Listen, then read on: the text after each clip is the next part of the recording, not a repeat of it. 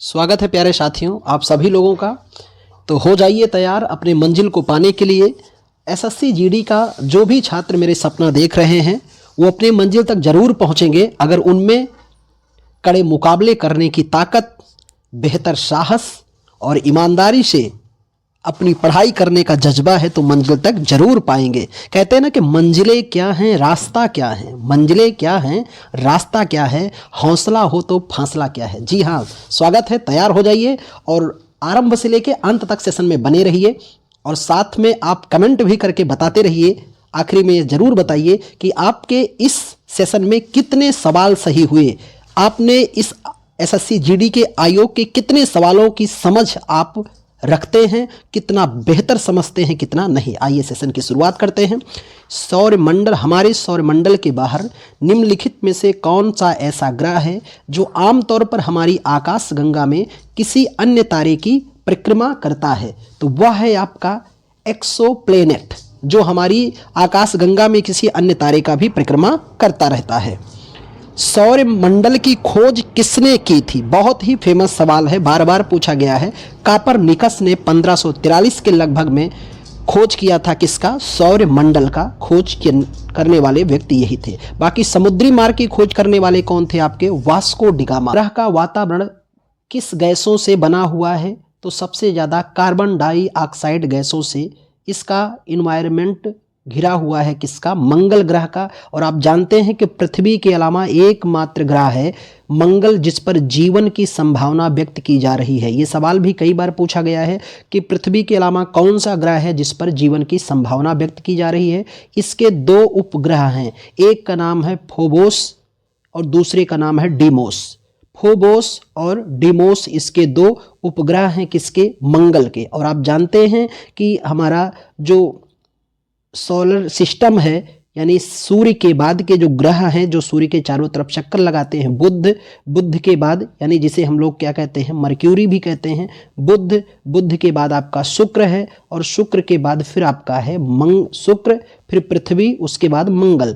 तो पृथ्वी हमारा जो है वो मंगल और शुक्र के मध्य में स्थित है। और आप जानते हैं बुध और शुक्र हमारे ऐसे ग्रह हैं जिनके पास कोई भी उपग्रह नहीं है। आते हैं अगले सवाल पर। गैनीमीड अब तक हमारे सौर प्रणाली में सबसे बड़ा चंद्रमा है, वह किस उपग्रह का परिक्रमा करता है? आप सभी जानते हैं बृहस्पति का। और हमारा सबसे बड़ा अगर ग्रह है तो वो कौन सा है? बृहस्पति है। दूसरा बड़ा ग्रह है आपका शनि, तीसरा अरुण है, चौथा वरुण है। सबसे छोटा हमारा ग्रह कौन सा है? तो बुध है सबसे छोटा। और सबसे तीव्र घूर्णन करने वाला भी ग्रह आपका कौन सा है? बुध है। इसके पास एक भी उपग्रह नहीं है। सर्वाधिक उपग्रहों वाला ग्रह कौन सा हो चुका है? बृहस्पति। और दूसरा हो चुका है शनि। पृथ्वी के पास एकमात्र उपग्रह है जिसे आप लोग चंद्रमा कहते हैं या चंद्रमा के नाम से जानते हैं। हमारी सौर प्रणाली में दूसरा बड़ा ग्रह टाइटन किस ग्रह की परिक्रमा करता है? अभी हम लोगों ने बात किया शनि। हमारा दूसरा बड़ा ग्रह कौन सा है? शनि। और शनि का उपग्रह है जिसका नाम क्या है? टाइटन।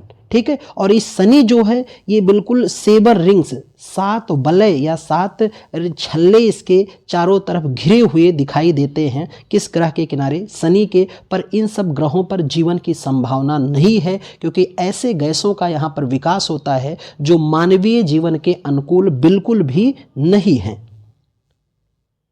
किन ग्रहों की कक्षाओं के मध्य क्षुद्र ग्रह की बेल्ट है? ठीक है, तो आप सभी जानते हैं वो है मंगल और बृहस्पति।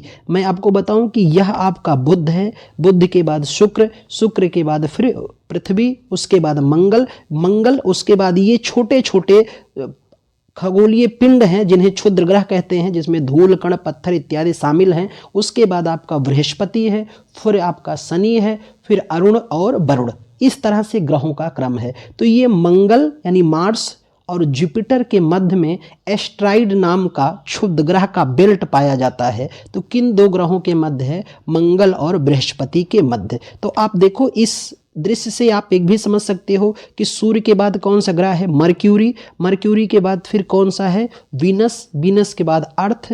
अर्थ के बाद आपका है मार्स, मार्स के बाद जुपिटर, जुपिटर के बाद सैटर्न, उसके बाद आपका है यूरेनस, फिर नेपच्यून। तो सूर्य के सबसे करीबी ग्रह का नाम क्या है? बुध। और सूर्य से सबसे दूर ग्रह कौन सा है? तो वो है आपका वरुण। और दूसरा पृथ्वी के सबसे करीब ग्रह का नाम क्या है? शुक्र। इसे भी याद रखना, ये सवाल पूछे जाते हैं। भारत का प्रायद्वीपीय पठार निम्नलिखित में से किस भूभाग का हिस्सा है? तो प्यारे साथियों, जो भारतीय प्रायद्वीप है ये गोंडवाना लैंड का हिस्सा है। ये आपको थोड़ा समझ में नहीं आ रहा होगा, 1 मिनट केवल यहाँ पर ध्यान दीजिए। बिल्कुल ये मैं आपको पूर्णतः और अच्छे से समझाने का प्रयास करूँगा, ये पूरा आपको समझ में आ जाएगा। वेगनर महोदय ने कल्पना की कि करोड़ों साल पहले क्या था कि दुनिया के जितने भी पिंड थे, जितने स्थलीय भाग थे, वो आपस में आकर जुड़ गए और जुड़े तो एक बड़ा विशाल महाद्वीप बन गया। ये क्या बना? एक विशाल महाद्वीप बन गया और इसको हम लोगों ने क्या नाम दिया? पैंजिया। देखो ये आपकी यूपीपी में पूछा भी गया। तो दुनिया का सबसे विशालतम जो महाद्वीप बना वो पैंजिया, और इसके चारों तरफ जो जलीय भाग था, क्योंकि आप जानते हो पृथ्वी पर 71% जल है और 29% के आसपास स्थल है, तो इसके चारों तरफ जो जल एकत्रित हुआ उसे क्या नाम देते हैं? पैंथलासा।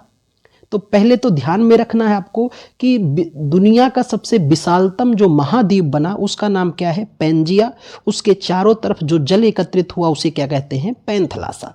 लंबे समय के बाद, करोड़ों वर्षों के बाद घटनाएं क्या हुई कि जलीय भाग में हलचल हुआ, और इस हलचल के होने की वजह से क्या हुआ कि इस पृथ्वी या भूभाग में कहते हैं दरार पड़ गई और इसका एक टुकड़ा अलग हो गया। एक टुकड़ा जो ये अलग हुआ, जिस पर मैं एरो दिखा रहा हूं, ये इसका दक्षिणी भाग अलग हुआ, जिसको हम लोग क्या कहते हैं? गोंडवाना लैंड। और उसके कई वर्षों बाद फिर उससे उत्तरी टुकड़ा भी अलग हो गया, इसका नाम है अंगारा लैंड। अंगारा लैंड।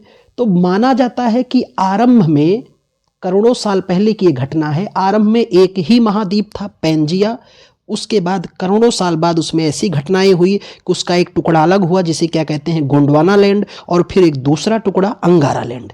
अब ये 2 टुकड़े जब अलग होंगे, यानी कुछ ऐसा स्वरूप बन गया, उत्तरी टुकड़ा एक हो गया और एक दक्षिणी टुकड़ा हो गया, ये बीच का भाग खाली हो गया, तो यहां पर एक सागर का निर्माण हो गया जिसे हम लोग कहते हैं टेथिज सागर। टेथिज सागर बन गया मेरे दोस्त। और कहते हैं कि अब ये क्रम चलता रहा और करोड़ों साल बाद भी क्या हुआ कि जो दोनों टुकड़े हुए, इसमें सबसे पहले आपका गोंडवाना लैंड हुआ था, ये गोंडवाना लैंड के भी टुकड़े हुए और इस तरह होते होते इससे कई महाद्वीप का निर्माण हुआ। इसी का हिस्सा एक तो है प्रायद्वीपीय पठार, इसी से अफ्रीका महाद्वीप बना आपका, उस भूभाग को अलग होकर, इसी से आपका ऑस्ट्रेलिया महाद्वीप बना, इसी से आपका दक्षिणी अमेरिका बना, और इसी से अंटार्कटिका बना, अंटार्कटिका। बाकी अगर मैं आपको यहीं पर बताऊं तो भारत का जो हिमालयन हिस्सा है या उत्तरी भारत जो है, उत्तरी भारत, साथ में उत्तरी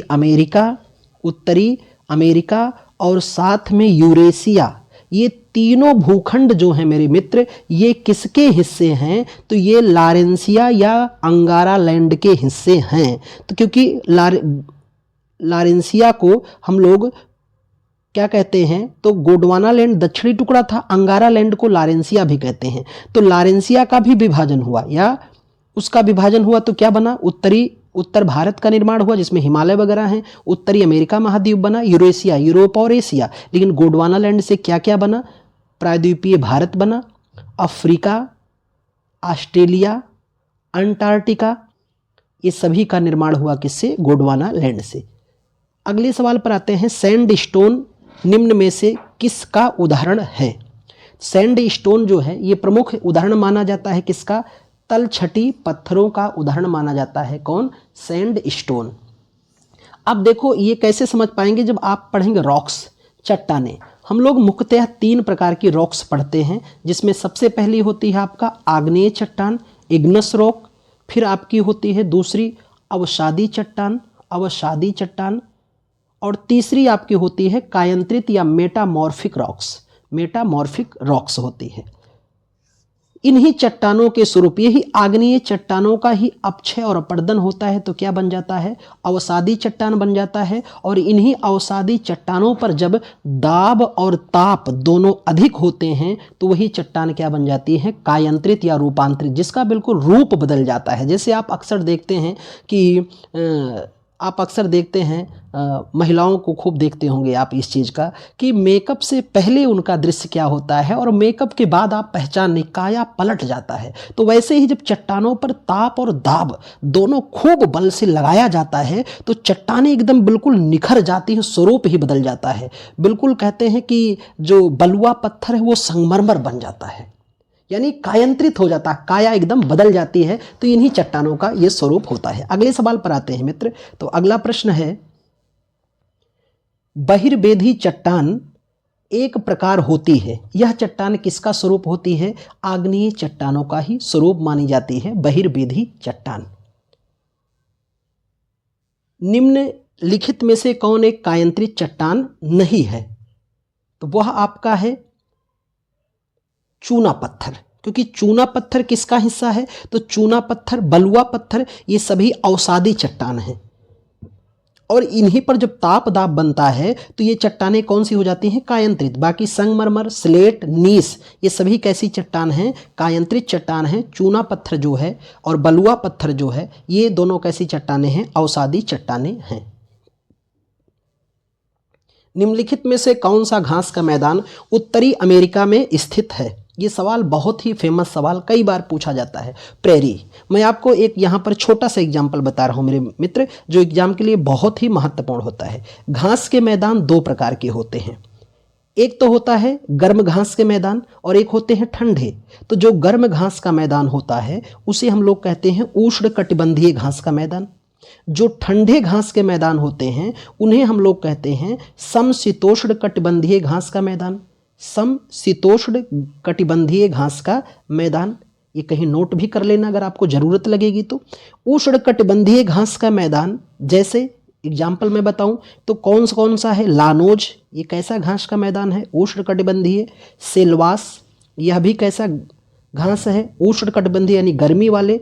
और कंपास, ये भी कैसे हैं, तो उष्ण कटिबंधीय घास के मैदान हैं। लेकिन समशीतोष्ण कटिबंधीय घास के मैदान कहें तो एक तो नाम लिखा आपने प्रेरी, तो प्रेरी कैसा है आपका, समशीतोष्ण घास का मैदान है। कहाँ कहा जाता है, उत्तरी अमेरिका में से प्रेरी कहते हैं। लेकिन वहीं पर ठंडी घास स्टेपी, ये कहाँ नाम जाना जाता है, यूरोप में। इसी ठंडी घास को यूरोप में क्या कहते हैं, स्टेपी कहते हैं। और इसी ठंडी घास को हम लोग दक्षिण अमेरिका में पंपास कहते हैं। क्या कहते हैं, दक्षिण अमेरिका में पंपास के नाम से जाना जाता है। और इसी को दक्षिण अफ्रीका में बेल्ट कहते हैं, ऑस्ट्रेलिया में डाउन्स के नाम से जाना जाता है। धौलागिरी हिमालय की एक पर्वत चोटी है, ये कहाँ पर पाई जा रही है, तो धौलागिरी जो है ये नेपाल में पाई जाती है। और धौलागिरी की जो स्थिति है तो ये किस हिमालय पे पाई जाती है, महान हिमालय पर। किस पर, महान हिमालय पर, या जिसे ग्रेट हिमालय कहते हैं, जिसका विस्तार ही नंगा पर्वत को किलर माउंटेन कहते हैं, नंगा पर्वत से लेकर के नामचा बरवा तक है। कहाँ तक, नामचा बरवा तक। और इसी महान हिमालय की सबसे ऊंची चोटी है माउंट एवरेस्ट। क्या है, माउंट एवरेस्ट, जिसे नेपाल में सागरमाथा और तिब्बत में चोमोलुंगमा कहते हैं, जिसकी ऊंचाई जो है वह 8,849 मीटर हो चुकी है। क्योंकि 0.6 इसकी वृद्धि हुई है तो अधिकतम कह सकते हैं 8,849 मीटर। तो उसी में नंगा पर्वत से लेकर नामचा बरवा तक तमाम चोटियां स्थित हैं, जिसमें एक धौलागिरी है जो इस समय किस देश में है, नेपाल में है। दक्षिण अफ्रीका के समशीतोष्ण घास के मैदान को क्या कहा जाता है, चलो अब कमेंट करके मुझे लगता है आप बता सकते हैं। अभी मैंने बताया कि समशीतोष्ण घास के मैदान को दक्षिण अफ्रीका में क्या कहते हैं, बेल्ट कहते हैं। और इसी समशीतोष्ण घास के मैदान को ऑस्ट्रेलिया में क्या कहते हैं, डाउन्स कहते हैं। और इसी समशीतोष्ण घास के मैदान को उत्तरी अमेरिका में क्या कहते हैं, प्रेरी कहते हैं। और यही समशीतोष्ण घास के मैदान को हम लोग दक्षिण अमेरिका में क्या कहते हैं, पंपास कहते देखते हैं ये सभी समशीतोष्ण घास के मैदान हैं। मैंने बताया घास के मैदान दो प्रकार के होते हैं, गर्म उष्णकटिबंधीय और ठंडे समशीतोष्ण। इसके पहले के सवाल पर मैंने आपको बताया। अगला सवाल है, फ्रांस और स्पेन की सीमा कौन सा पर्वत शिखर स्थित है दोनों की सीमा पर? तो वह आपका है पेनेरीज पर्वत, जो फ्रांस और स्पेन के मध्य विभाजक का भी काम करता है, पेनेरीज पर्वत। ब्लैक फॉरेस्ट एक वनाच्छादित पर्वत श्रृंखला है जो पाई जाती है, तो इसका विस्तार ही हमको कहाँ मिलता है? जर्मनी में ब्लैक फॉरेस्ट पर्वत का। ओजोन रिक्तीकरण किसके सबसे ज़्यादा होता है? किसके पास ओजोन रिक्तीकरण सबसे ज़्यादा दिखाई देता है या इसका विस्तार हमें मिलता है? तो वो ध्रुवों पर इसका विस्तार सबसे ज़्यादा होता है और भूमध्य रेखा पर सबसे कम इसका विस्तार देखा जाता है। वायुमंडल में ओजोन की कमी से जोड़ा गया है, तो इस किसको जोड़ा गया है? क्लोरोफ्लोरोकार्बन, जिसे आप CFC कहते हैं। ठीक है, इसके रिसाव से क्या होता है? ओजोन की रिक्तता होती है और अगर ओजोन छिद्र हो गया तो सूर्य की पराबैंगनी किरणों को जो रोकता है वो अगर सीधा अर्थ पर आएगी तो इंसानों पर अगर पड़ेगी तो इंसानों को नाना प्रकार की व्याधियां होंगी, तमाम प्रकार के कैंसर होंगे, चर्म कैंसर, अनेकों प्रकार की व्याधियां होंगी। और ये CFC गैस रिलीज हो रहा है, जितने भी प्रेशर की, जितने भी कह सकते हैं कि पैकेट ऐसी वस्तुएं आ रही हैं जो बिल्कुल प्रेशर से यूज की जाती है। जैसे हम अगर बात करें कि हम लोग परफ्यूम का यूज कर रहे हैं या फ्रिज हो गया, आपका AC हो गया, ये सब चल रहे, इन सब से जो गैसों का रिसाव होता है वो है CFC क्लोरोफ्लोरोकार्बन, जो बिल्कुल नुकसान कर रहा है किसको? ओजोन की परतों को दर बदर क्या कर रहा है? छीण कर रहा है। और इसीलिए अक्सर आप देखते हैं ग्लोबल वार्मिंग की समस्याएं निरंतर बढ़ती जा रही हैं। अगले सवाल पर आते हैं, पृथ्वी के वायुमंडल की किस परत में ओजोन परत पाई जाती है? तो वह आपका है समताप मंडल में। आप जानते हैं कि इस पृथ्वी की सबसे निचली जो परत है उसे हम लोग क्षोभ मंडल कहते हैं। सभी गतिविधियां इसी में होती हैं। अब सभी गतिविधियां का मतलब क्या? सभी मौसमी गतिविधियां। यहाँ से सवाल आता है, मौसमी गतिविधि का मतलब तूफान आना, बिजली का चमकना और बादलों का गरजना, इसके अलावा वर्षा होना, आंधी आना, ये सभी घटनाएं किस मंडल में देखने को मिलती हैं? क्षोभ मंडल में ही देखने को मिलती हैं। तो क्षोभ मंडल, फिर समताप मंडल, मध्य मंडल, बहिर और आयन, इस तरह से इन परतों का निर्माण हुआ है। कौन सी गैस सूर्य की पराबैंगनी विकिरणों को पृथ्वी की सतह से रक्षा करता है? कौन सी गैस सूर्य की पराबैंगनी विकिरणों से पृथ्वी की सतह की रक्षा करने वाला है? तो वो है ओजोन। ठीक है, यही बिल्कुल रोक ली जाती है। अगर यह सीधा पृथ्वी पर आ जाए तो बहुत ही ज़्यादा नुकसानदेह है। निम्नलिखित में से कौन सा ओजोन को नष्ट कर रहा है? अभी हम लोगों ने बात किया CFC पर, यहाँ CFC नहीं दिया गया है, एक नाम पूछा गया है, तो वो क्या नाम है? क्लोरीन, है ना। CFC में क्लोरीन, फ्लोरीन और कार्बन, तो इसमें क्या है? क्लोरीन गैस, जो ओजोन परत को नष्ट करने के लिए उत्तरदायी है। जल संचयन का मुख्य उद्देश्य क्या है? इसका सबसे प्रमुख उद्देश्य है भूगर्भ के जल का पुनर्संचयन करना, यानी जो जल आ रहा है वह पुनः क्या हो? पृथ्वी में पहुंचे और फिर हम तक मिले, फिर जाए, यानी वेस्ट ना हो जल का। कहते हैं जल बिना जीवन संभव नहीं है। रेगिस्तान क्षेत्र किस प्रकार की वनस्पति सामान्य रूप से पाई जाती है? तो रेगिस्तानों में जो वनस्पति प्रमुख रूप से पाई जाती है उसे हम लोग झाड़ियाँ कहते हैं। कांटेदार वृक्ष भी यहाँ पर पाए जाते हैं। कहाँ पर? रेगिस्तानी क्षेत्र में। टुंड्रा प्रकार की वनस्पति के बारे में कौन सा कथन सही नहीं है? गलत कथन की पहचान करना है। तो बात करें कि छोटी झाड़ियां इस वनस्पति का एक हिस्सा है, सही है। प्राकृतिक वनस्पति का विकास यहाँ सीमित है, ये भी सही है। यह समशीतोष्ण क्षेत्र में पाई जाती है, यह गलत है। बाकी सभी सही हैं। दुनिया की आधी से अधिक जैव विविधता कहाँ पर पाई जाती है? तो दुनिया की सबसे ज़्यादा जैव विविधता कहाँ पाई जाती है? इनका विस्तार हमें देखने को मिलता है उष्णकटिबंधीय वर्षा वन या उष्णकटिबंधीय सदाबहार वन में।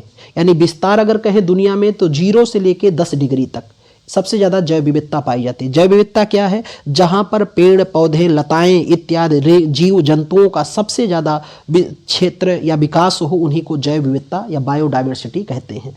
जैव विविधता सबसे ज़्यादा कहाँ पाई जाती है? विषुवत रेखीय क्षेत्र में। और सबसे कम कहाँ पाई जाती है? तो भूमध्य विषुवत रेखीय क्षेत्र में सबसे ज़्यादा, और सबसे कम कहाँ पाई जाती है? ध्रुवीय क्षेत्र में जैव विविधता सबसे कम होती है और विषुवत रेखीय क्षेत्र में सबसे ज़्यादा होती है। किस वन में ज़्यादा पाई जाती है? उष्ण कटिबंधीय वर्षा वन या सदाबहार वन में। निम्नलिखित में से कौन यूरोप की सबसे लंबी नदी है? तो वह आपकी है वोल्गा नदी, यूरोप की सबसे। आप जानते हैं दुनिया की सबसे लंबी नदी का नाम क्या है? नील नदी, जो दुनिया की भी सबसे लंबी नदी है और अफ्रीका की भी सबसे लंबी नदी है। और दुनिया की दूसरी सबसे लंबी नदी का नाम क्या है? अमेजन, जो प्रवाह की दृष्टि से सबसे लंबी है पर लंबाई की दृष्टि से दूसरी सबसे लंबी नदी है। और भारत की सबसे लंबी नदी आप जानते हैं गंगा। कौन सी नदी 10 देशों से होकर बहती है? तो वो 10 देशों से बहकर होने वाली डैन्यूब नदी है, जो किस महाद्वीप में? यूरोप महाद्वीप में पाई जाती है। निम्नलिखित में से कौन सी नेपाल की सबसे लंबी नदी है? तो वह आपकी है कर्णाली नदी, नेपाल की सबसे लंबी नदी मानी जाती है। एक ही भूमि पर एक साथ 2 या 2 से अधिक फसलें उगाना कौन सी फसल प्रणाली से संबंधित माना जाता है? उसे हम लोग मिश्रित कहते हैं। कैसी खेती कहते हैं? मिश्रित कृषि के नाम से जाना जाता है। निम्नलिखित में से कौन सा श्रम का गहन उद्योग है?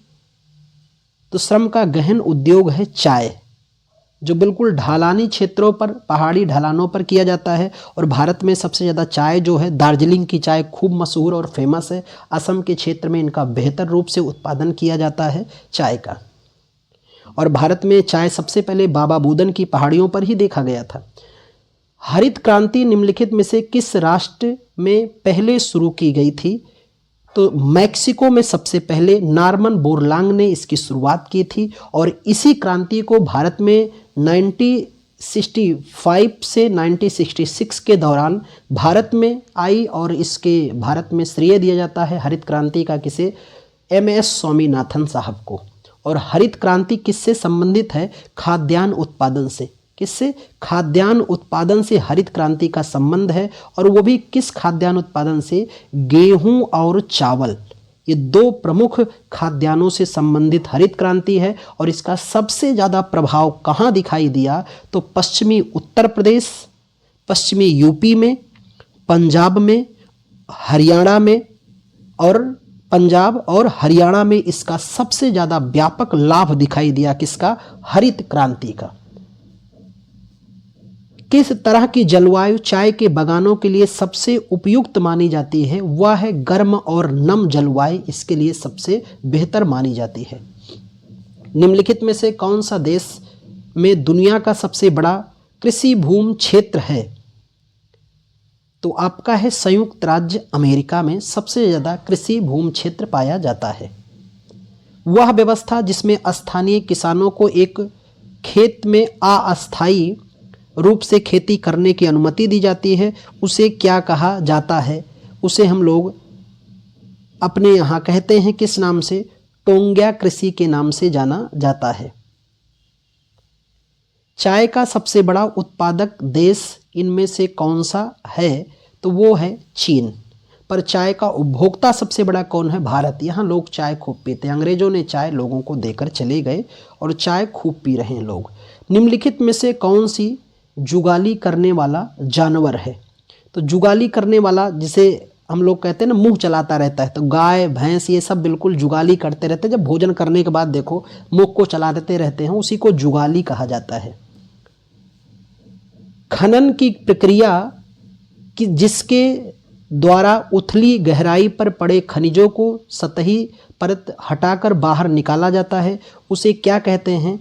तो उसको हम लोग ओपन कास्ट माइनिंग कहा जाता है। क्या कहते हैं? ओपन कास्ट माइनिंग कहा जाता है। आप जानते हैं कि हमारे यहाँ जो कोयला वगैरह निकाले जाते हैं वो किससे? माइनिंग विधि से, खनन विधि से ही निकाले जाते हैं। लेकिन अगर हम पेट्रोलियम पदार्थ की बात करें तो वो बेधन या ड्रिलिंग प्रणाली से निकाले जाते हैं। प्राकृतिक गैस या पेट्रोलियम पदार्थ सब कैसे निकाले जाते हैं? बेधन या ड्रिलिंग प्रणाली से निकाले जाते हैं।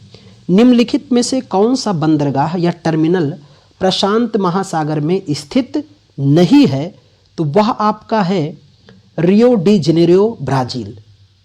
रियो डी जेनेरियो जो है ये ब्राज़ील शहर में स्थित है और दक्षिण अमेरिका का सबसे बड़ा देश ब्राज़ील है। और आपको याद होगा पृथ्वी का पहला सम्मेलन यहीं पर हुआ था 1992 का। कहाँ पर? रियो डी जेनेरियो में ही हुआ था। अब यहाँ पर मैं आपको बताऊँ, याकोहामा जो बंदरगाह शहर है ये जापान का है। किस महासागर में स्थित है? प्रशांत। दुनिया का सबसे बड़ा महासागर प्रशांत है और दुनिया का सबसे छोटा महासागर आर्कटिक है। रियो डी जेनेरियो ब्राज़ील का ये किस तट से लगा हुआ है? अटलांटिक महासागर, जिसे अंध महासागर भी कहते हैं। संघाई बंदरगाह चीन का प्रशांत महासागर से लगा है। सिडनी ऑस्ट्रेलिया प्रशांत महासागर से लगा है। वैसे चीन में स्थित संघाई बंदरगाह विश्व का सबसे बड़ा बंदरगाह है और यूरोप जो है वो सबसे व्यस्तम बंदरगाह माना जाता है। निम्नलिखित में से कौन सा समुद्री बंदरगाह हिंद महासागर में स्थित नहीं है? तो वह आपका है मनीला, फिलीपींस, जो आपका हिंद महासागर में स्थित नहीं है। बाकी जाकर्ता, चेन्नई, मेलबर्न ये सभी इंडियन ओशियन में पाए जाते हैं। किंग खालिद अंतर्राष्ट्रीय हवाई अड्डा किस देश में स्थित है? तो इसकी स्थिति पाई जाती है सऊदी अरब में, जहां पर दुनिया की सबसे ऊंची बिल्डिंग बुर्ज खलीफा और यहीं पर दुनिया की दूसरी सबसे ऊंची बिल्डिंग बुर्ज अजीजी भी बन रहा है। कहाँ? सऊदी अरब में ही। और दुनिया की पहली 3D मस्जिद का निर्माण कहाँ किया गया है? सऊदी अरब में ही किया गया है। दुनिया की पहली भूमिगत रेलवे प्रणाली शुरू की गई थी किस देश में? तो इसकी शुरुआत लंदन में की गई थी सबसे पहले, और भारत में दिल्ली में इसकी सबसे पहले शुरुआत की गई भूमिगत रेलवे की। परिवहन का सबसे सस्ता साधन क्या है? आप सभी जानते हैं ये हमारा परंपरागत साधन रहा है जल मार्ग। इससे सस्ता कुछ भी नहीं रहा और प्राचीन काल यानी हड़प्पा सभ्यता से लेकर के और आज तक भी सबसे सस्ता जल मार्ग, सबसे सस्ता परिवहन यही है आपका जल मार्ग। और भारत में सबसे लंबा जल मार्ग जो है वो है जल मार्ग संख्या 1, प्रयागराज से हल्दिया तक। यही भारत का सबसे पुराना है और सबसे लंबा जल मार्ग भी है। निम्नलिखित में से किस महासागर में टोरेस जल डमरू मध्य स्थित है? तो आपका है प्रशांत महासागर में इसकी स्थिति पाई जाती है। श्रीलंका को अलग करने वाली संधि का नाम क्या है? तो पाक संधि। देखो जल संधि दो प्रकार की होती है, एक तो जल संधि, दूसरी स्थल संधि। मेरे दोस्त संधि का मतलब होता है समझौता। तो जल संधि जिन्हें कहते हैं जो दो जलीय भाग को जोड़े उसे जल संधि, और जो दो स्थलों को जोड़े उन्हें स्थल संधि कहते हैं। तो पाक जल संधि भारत को श्रीलंका से अलग कर रहा है। हारमुज जल संधि के बारे में मैं आपको बताऊं तो यह जल संधि जो है ये जोड़ रहा है किसको? फारस की खाड़ी को ओमान की खाड़ी से जोड़ता है और ओमान को ये ईरान से अलग कर रहा है। ओमान को ईरान से अलग करता है कौन सी जल संधि? तो हारमुज जल संधि। वहीं पर अगर मैं जिब्राल्टर जल संधि की बात करूं तो यह जल संधि जो है यह स्पेन को मोरक्को से अलग कर रही है। स्पेन जो है यूरोप महाद्वीप का देश है, मोरक्को जो है वो अफ्रीका महाद्वीप का देश है। और ये जोड़ता है किसको? खूब ये सवाल पूछा जाता है भूमध्य सागर को अटलांटिक से। बेरिंग जल संधि जोड़ रहा है किसको? तो ये जल संधि जोड़ रहा है बेरिंग सागर को चुक्ची सागर से, अलग करता है अलास्का को रूस से। तो का उपयोग या उपभोग करते हैं को छोड़कर वे सभी पृथ्वी पर उपलब्ध संसाधनों से प्राप्त किए जाते हैं। तो वो प्राप्त किए जाते हैं किससे? सूर्य से प्राप्त किए जाते हैं। और हम जानते हैं कि हमारी सूर्य ऐसा स्रोत है जो कभी भी समाप्त होने वाला नहीं है। इसकी ऊर्जा की तरफ सरकार निरंतर प्रयास कर रहा है और कार्य भी कर रहा है। इसकी तरफ, सूर्य की तरफ। अगले सवाल पर आते हैं। अरब सागर का कौन सा द्वीपीय देश भारत का पड़ोसी है? तो अरब सागर में स्थिति पाई जाती है किस देश की? मालदीव की। भारत का जलीय पड़ोसी देश भी कौन है? श्रीलंका। तो दो मुख्य रूप से भारत के जलीय पड़ोसी देश हैं, मालदीव, श्रीलंका। वैसे इंडोनेशिया भी भारत का जलीय पड़ोसी देश ही है। बसंत ज्वार का संबंध निम्नलिखित में से कौन सा कथन सत्य नहीं है बसंत ज्वार के संदर्भ में? तो पहला कथन है बिल्कुल आपका कि ये ज्वार सबसे निम्न होता है, जो कि क्या है? गलत है, क्योंकि ये उच्च ज्वार होता है। बाकी सभी कथन सही हैं कि यह ज्वार अमावस्या के दिन आते हैं, ये ज्वार पूर्णिमा के दिन आते हैं, ये सबसे उच्च ज्वार होते हैं। तो समुद्री लहरों को उठने को, जो समुद्री लहरें उठती हैं उन्हीं को क्या कहते हैं, ज्वार, और इनके वापस होने को क्या कहते हैं, भाटा कहते हैं। प्यूटोरिको खाई किस महासागर में स्थित है या पाई जाती है? तो ये आपकी है अटलांटिक महासागर में, दुनिया का दूसरा बड़ा महासागर अटलांटिक। लेब्राडोर सागर और भूमध्य सागर किस महासागर का हिस्सा हैं या माने जाते हैं? तो ये आपके हैं अटलांटिक महासागर के हिस्से माने जाते हैं। महासागर का उथला हुआ हिस्सा जो एक या उससे कम की औसत ढाल को दर्शाता है, उसे क्या कहा जाता है? उसे हम लोग महाद्वीपीय मग्न तट के नाम से जाना जाता है। समुद्री निकायों और समुद्र में पानी होता है तो वो बिल्कुल किस तरह से होता है? खारा पाया जाता है। समुद्री जल क्या है? खारा, क्योंकि हम लोग जानते हैं हमारी पृथ्वी पर 71% से अधिक जल पाया जा रहा है और 29% के लगभग में स्थल पाया जाता है। तो जल तो बहुत ज़्यादा है, पर ये जल उपयोग नहीं है, इंसान के उपयोग के नहीं हैं। इंसान के उपयोग के जल जो हैं वो लगभग 1 कुछ जल बचा है जो हम लोग अपने जीवन को चलाने के लिए उपयोग कर रहे हैं। तो समुद्री जल को देखकर गुमान मत करो मेरे दोस्त, इसलिए कहते हैं ना, जल ही जीवन है। जल का उपयोग उतना ही करो जितने में आपका कार्य हो जाए। फालतू जल की बर्बादी बिल्कुल मत करो, सेव करो जल को, अन्यथा आने वाली पीढ़ियां बिना जल के समाप्त हो जाएंगी। जल का संकट निरंतर बना हुआ है, तो जल को स्वयं भी बचाइए और पड़ोसी से बचाने का प्रयास कीजिए। तो पहल तो सबसे पहले स्वयं ही शुरू कीजिए। अगले सवाल पर आते हैं। सामान्यतः गर्म महासागरीय धाराओं के निकट उत्पन्न होता है और ध्रुवों की ओर गतिमान होता है, तो वह है आपका भूमध्य रेखा। विश्व की सबसे गहरी झील कौन सी है? तो ये आपकी बैकाल झील है, जो सबसे गहरी झील। और आप जानते हैं दुनिया की सबसे बड़ी मीठे पानी की झील कौन सी है? आप सुप्रियर। और दुनिया की सबसे बड़ी झील जो है वह आपकी है कैस्पियन सागर। और भारत की सबसे बड़ी मीठे पानी की झील है बूलर झील। और भारत की सबसे बड़ी खारे पानी की झील है चिल्का।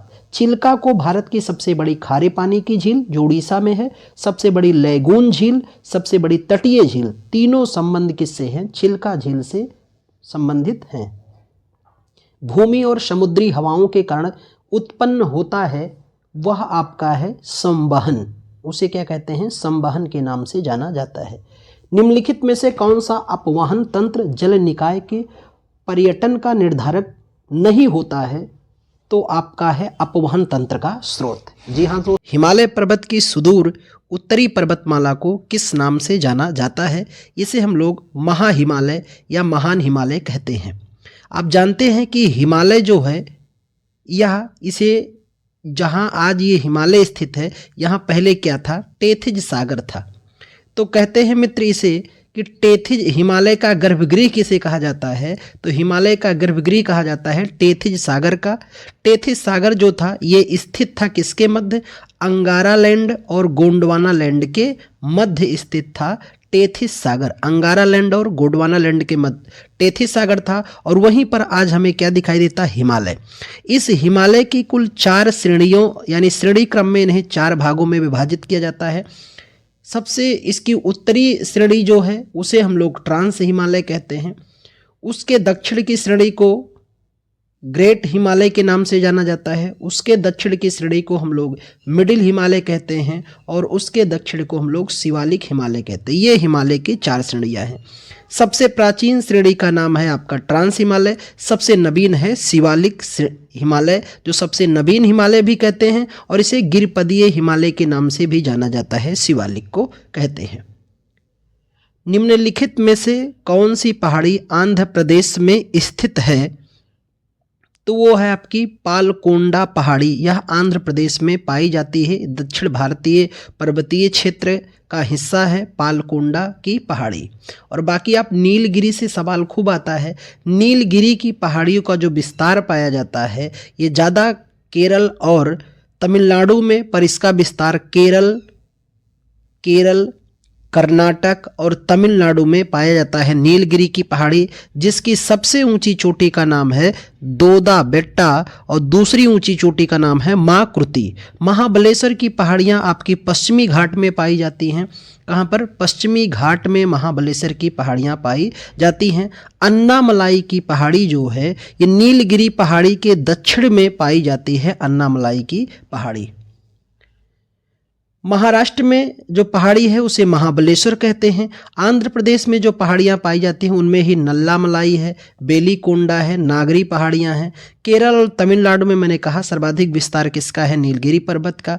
केरल और तमिलनाडु में ही है अन्नामलाई पहाड़ी और तमिलनाडु में विस्तृत है पालनी पहाड़ी, सेवराय, जवादी, पंचमलई और सिरुमलई पहाड़ियों का विस्तार पाया जाता है इन राज्यों में। दिलवाड़ा और जरगा पर्वत चोटियां निम्नलिखित में से किस राज्य में स्थित हैं? तो ये स्थित हैं आपके राजस्थान में। अब दिलवाड़ा को जानने के लिए आपको एक पर्वत श्रेणी जानना होगा, अरावली। दुनिया की सबसे प्राचीनतम बलित पर्वत श्रेणी कौन है? अरावली है। और अरावली पर ही एक पहाड़ी पाई जाती है जिसे हम लोग कहते हैं माउंट आबू। माउंट आबू और इसी माउंट आबू पर ही स्थित चोटी है जिसे हम लोग गुरु शिखर कहते हैं। क्या कहते हैं? गुरु शिखर। और इसी माउंट आबू पर एक तो गुरु शिखर स्थित है और इसी माउंट आबू पर दिलवाड़ा जैन मंदिर स्थित है और जरगा पहाड़ी स्थित है।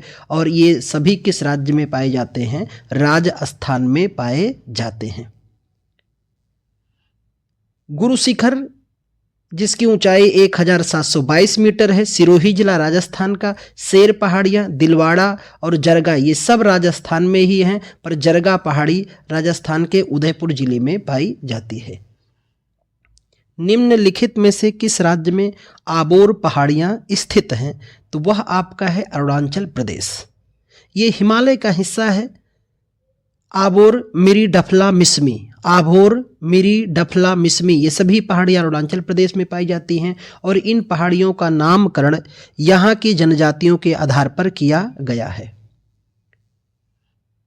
अभी देखा हम लोगों ने कि आबोर पहाड़ी, मिसमी पहाड़ी, मिकिर पहाड़ी, मिकिर पहाड़ी ये सभी अरुणाचल प्रदेश में पाई जाती हैं। लुसाई पहाड़ी मिजोरम में, इलायची पहाड़ी केरल और तमिलनाडु में पाई जाती है। महेंद्रगिरी पहाड़ी आपकी उड़ीसा में पाई जाती है। सतपुड़ा पहाड़ी का विस्तार महाराष्ट्र, मध्य प्रदेश और गुजरात में है। नीलगिरी का पहाड़ी का विस्तार सर्वाधिक तमिलनाडु और केरल में पाया जाता है। माउंट सिनियो ओल्चू भारत के किस राज्य में स्थित है? यह आपका सिक्किम में इनकी स्थिति पाई जाती है। निम्नलिखित में से कौन सी पहाड़ी मेघालय में स्थित नहीं है? तो मेघालय में नहीं स्थित है वह पहाड़ी आपकी है दफला। बाकी आप सुने होंगे गारो, खासी, जयंतिया ये तीनों पहाड़ियाँ जो हैं वो कहाँ पाई जाती हैं? मेघालय में। और यही मेघालय पठार की ही सबसे ऊंची चोटी है माउंट शिलांग। और यही मेघालय में ही एक स्थल है जिसका नाम है मासिन राम जो दुनिया का सर्वाधिक वर्षा वाला स्थल है मासिन राम से पहले सबसे वर्षा वाला अधिक स्थल कौन था? चेरा पूजी हुआ करता था, पर वर्तमान में मासिन राम है जो दुनिया का सबसे ज़्यादा वर्षा वाला स्थल है। पर यह किस श्रेणी पर पाया जाता है? तो ये खासी श्रेणी और जयंतीय श्रेणी के करीब में ही ये स्थान पाए जाते हैं। अरावली पर्वतमाला की सबसे ऊंची चोटी स्थित है किस राज्य में? अभी हम लोगों ने बात किया कि अरावली की सबसे ऊंची चोटी का नाम पहले जान लेते हैं। क्या है? गुरु शिखर है। और ये गुरु शिखर माउंट आबू पर स्थित है। उसी माउंट आबू पर दिलवाड़ा का जैन मंदिर भी है। और ये दोनों किस राज्य में है? राजस्थान में इनका सबसे ज़्यादा विस्तार है। वैसे अरावली के विस्तार की मैं बात बताऊँ आपको दोस्त, तो इसके विस्तार की शुरुआत होती है गुजरात से लेकर के इसका विस्तार कहाँ तक पाया जाता है?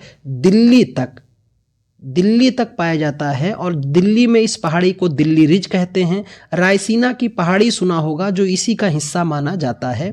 और ये गुजरात पर सर्वाधिक विस्तार इसका किस राज्य में पाया जाता है? राजस्थान में इस पहाड़ी का सबसे ज़्यादा विस्तार पाया जाता है। अरावली का कहाँ? राजस्थान में।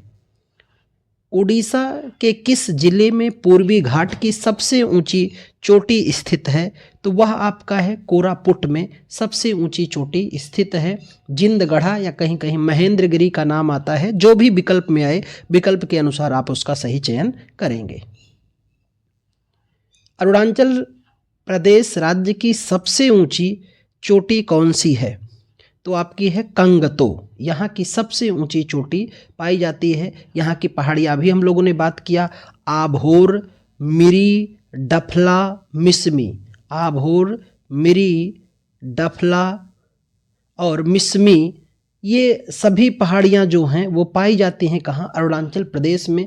जो हिमालय का है इन्हें हम लोग पूर्वांचल हिमालय का अंग कहते हैं। गोरीचीन स्थित सबसे ऊंची चोटी किस राज्य में है? यह आपके है अरुणाचल प्रदेश में स्थित है। भारत म्यांमार सीमा पर निम्न में से कौन सी पहाड़ी भारत के पूर्वी पहाड़ी इलाके की मिजो हिल और मणिपुर हिल को जोड़ती है? वह है आपकी चिन की पहाड़ी, जो मणिपुर और मिजो हिल के मध्य आपसी जुड़ाव करती है। भारत में सक्रिय ज्वालामुखी कहाँ पाए जाते हैं? आप सभी जानते हैं, एकमात्र सक्रिय ज्वालामुखी भारत में अंडमान निकोबार के एक द्वीप है जिससे हम लोग कहते हैं बैरन द्वीप या बैरन ज्वालामुखी है, जो भारत की एकमात्र सक्रिय ज्वालामुखी है। किस राज्य में? या वो है आपका अंडमान निकोबार में बैरन ज्वालामुखी। भारत रेगिस्तान के पश्चिम में स्थित है अरावली पहाड़ी के। तो ये आपकी अरावली पहाड़ी जो है इसका विस्तार पाया जाता है, कह सकते हैं उत्तर पश्चिमी क्षेत्र में। ये लगभग उत्तर से दक्षिण की तरफ पश्चिमी भाग में विस्तृत है। इसके इस अरावली के पश्चिम में ही विस्तार है किसका? थार के रेगिस्तान का, जो राजस्थान और पाकिस्तान के मध्य पसरा हुआ है। कौन सा मरुस्थल? थार का मरुस्थल। और यह एक गर्म मरुस्थल है और कहते हैं कि दुनिया में सबसे अधिक जनसंख्या वाला मरुस्थल कौन है?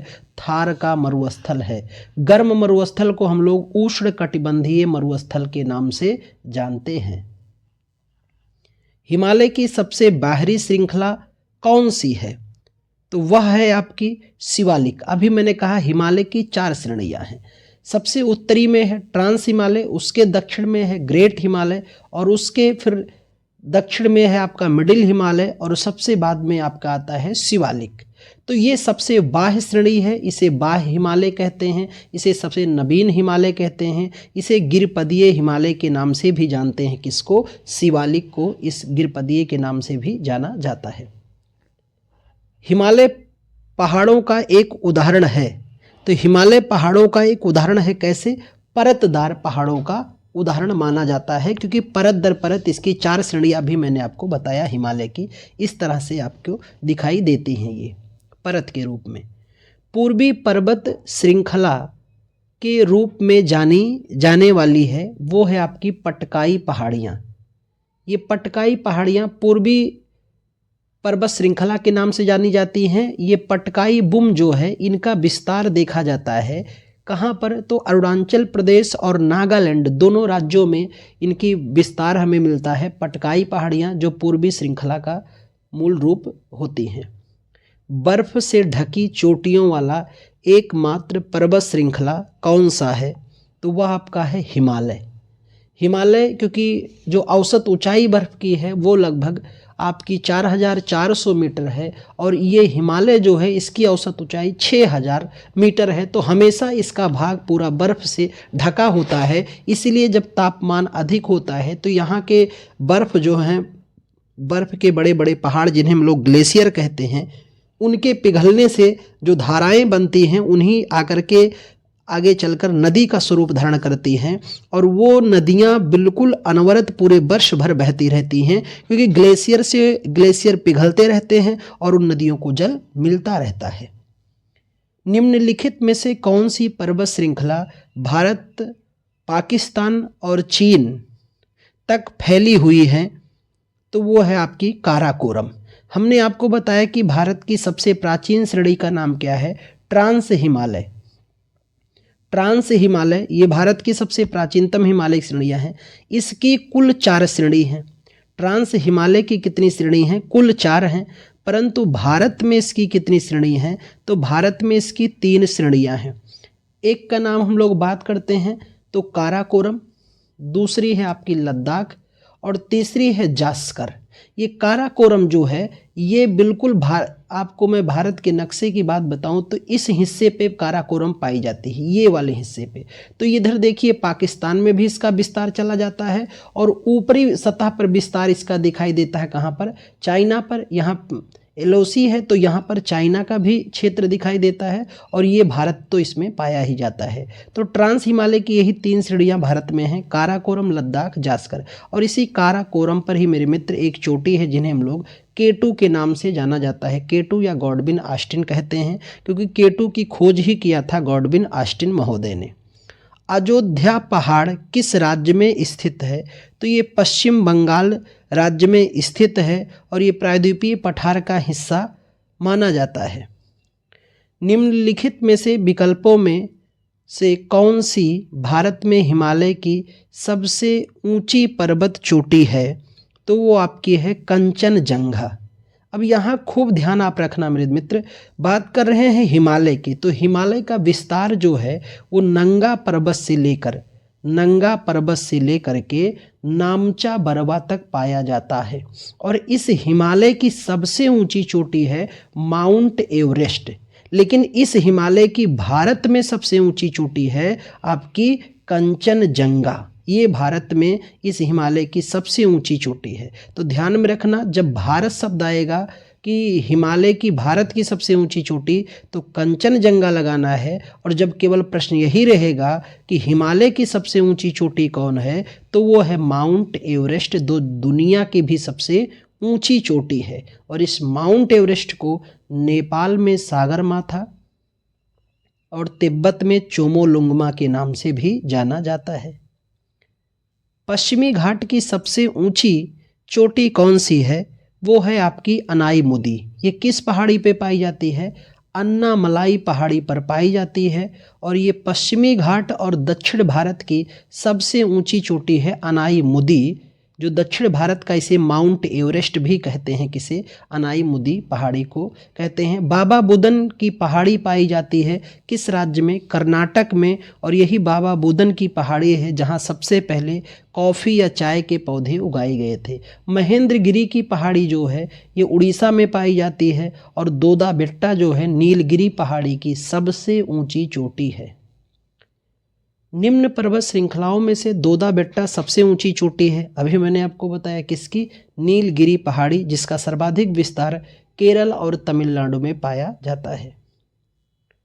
धूपगढ़ चोटी भारत के किस राज्य में स्थित है? तो इसकी वास्तविक स्थिति मध्य प्रदेश में है। और ये धूपगढ़ चोटी किस पर्वत पे पाई जाती है? सतपुड़ा पर्वत पर। सतपुड़ा पर्वत की सबसे ऊंची चोटी है धूपगढ़, मध्य प्रदेश में इसका विस्तार मिलता है। कौन सी पर्वत श्रेणी में दुनिया की दूसरी सबसे ऊंची K2 स्थित है? अभी हमने व्याख्या की और आपको बताया भी, तो वह है आपका ईस्ट काराकोरम पर्वत माला। तो दोस्त यहाँ ध्यान रखना, जब पूछा जाएगा कि भारत की सबसे ऊंची चोटी तो आपकी क्या हो जाएगी? K2। और पूछा जाए कि दुनिया की दूसरी ऊंची चोटी भी क्या है? K2। लेकिन अगर प्रश्न आ जाए कि हिमालय पर स्थित भारत की सबसे ऊंची चोटी कौन है, तो अभी ऑप्शन में भी हम लोग पढ़े थे जिसका नाम क्या है? कंचनजंगा। आपका आयोग पूछ भी चुका है इस सवाल को। सतपुड़ा पर्वत श्रेणी की सर्वोच्च चोटी का नाम क्या है? देखो आयोग इस सवाल को रिपीट किया है, 2 बार पूछ रहा है। धूपगढ़ किस राज्य में ये पाया जाता है? मध्य प्रदेश में। और इस पर्वत का विस्तार 3 राज्यों में हमें दिखाई देता है। गुजरात में इसका विस्तार दिखाई देता है, महाराष्ट्र और मध्य प्रदेश में सतपुड़ा का विस्तार हमें दिखाई देता है। और सतपुड़ा का विस्तार वैसे जाकर के आगे चल कर के छत्तीसगढ़ के भूभाग में भी थोड़ा सा इसका स्पर्श दिखाई देता है। अंडमान निकोबार द्वीप समूह में सबसे ऊंची चोटी का नाम बताइए। वह है आपकी सैंडल पीक। यहाँ की सबसे ऊंची चोटी है। अंडमान निकोबार द्वीप जो है ये किसका हिस्सा माना जाता है? अराकान योमा का। Arakan Yoma. और अराकान योमा किसका भाग है? हिमालय का भाग है, जो अक्ष संघीय मोड़ बनाते हुए म्यांमार से सीधा बंगाल की खाड़ी में प्रविष्ट हो गया है। दुनिया में किस पर्वत दर्रे पर दुनिया की सबसे ऊंची मोटर वाहन योग्य सड़क है? तो वह आपका है डोंगरीला दर्रा, जो आपका कहाँ पाया जा रहा है? बिल्कुल लद्दाख के क्षेत्र में यह दर्रा पाया जाता है। धूपगढ़ चोटी भारत के किस राज्य में पाई जाती है? ये सवाल आपका चौथी बार आयोग पूछ रहा है।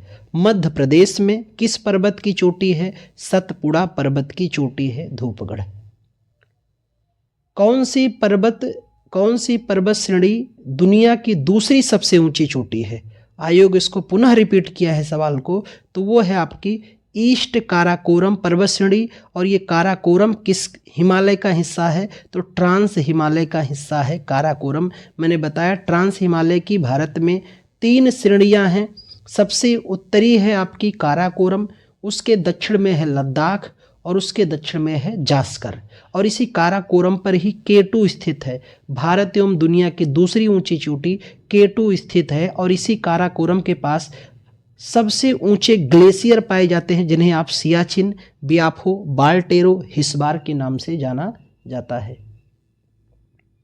सतपुड़ा पर्वत की सर्वोच्च चोटी का नाम बताइए? तो वह आपकी है धूपगढ़। एक ही सवाल को आयोग ने इतनी बार पूछा है, लगभग हर शिफ्टों में सवाल आ रहा है। अंडमान निकोबार द्वीप समूह में सबसे ऊंची चोटी का नाम बताइए? सैंडल पीक, अभी हम लोगों ने पढ़ा। और ये अंडमान निकोबार किसका हिस्सा है? अराकान योमा का।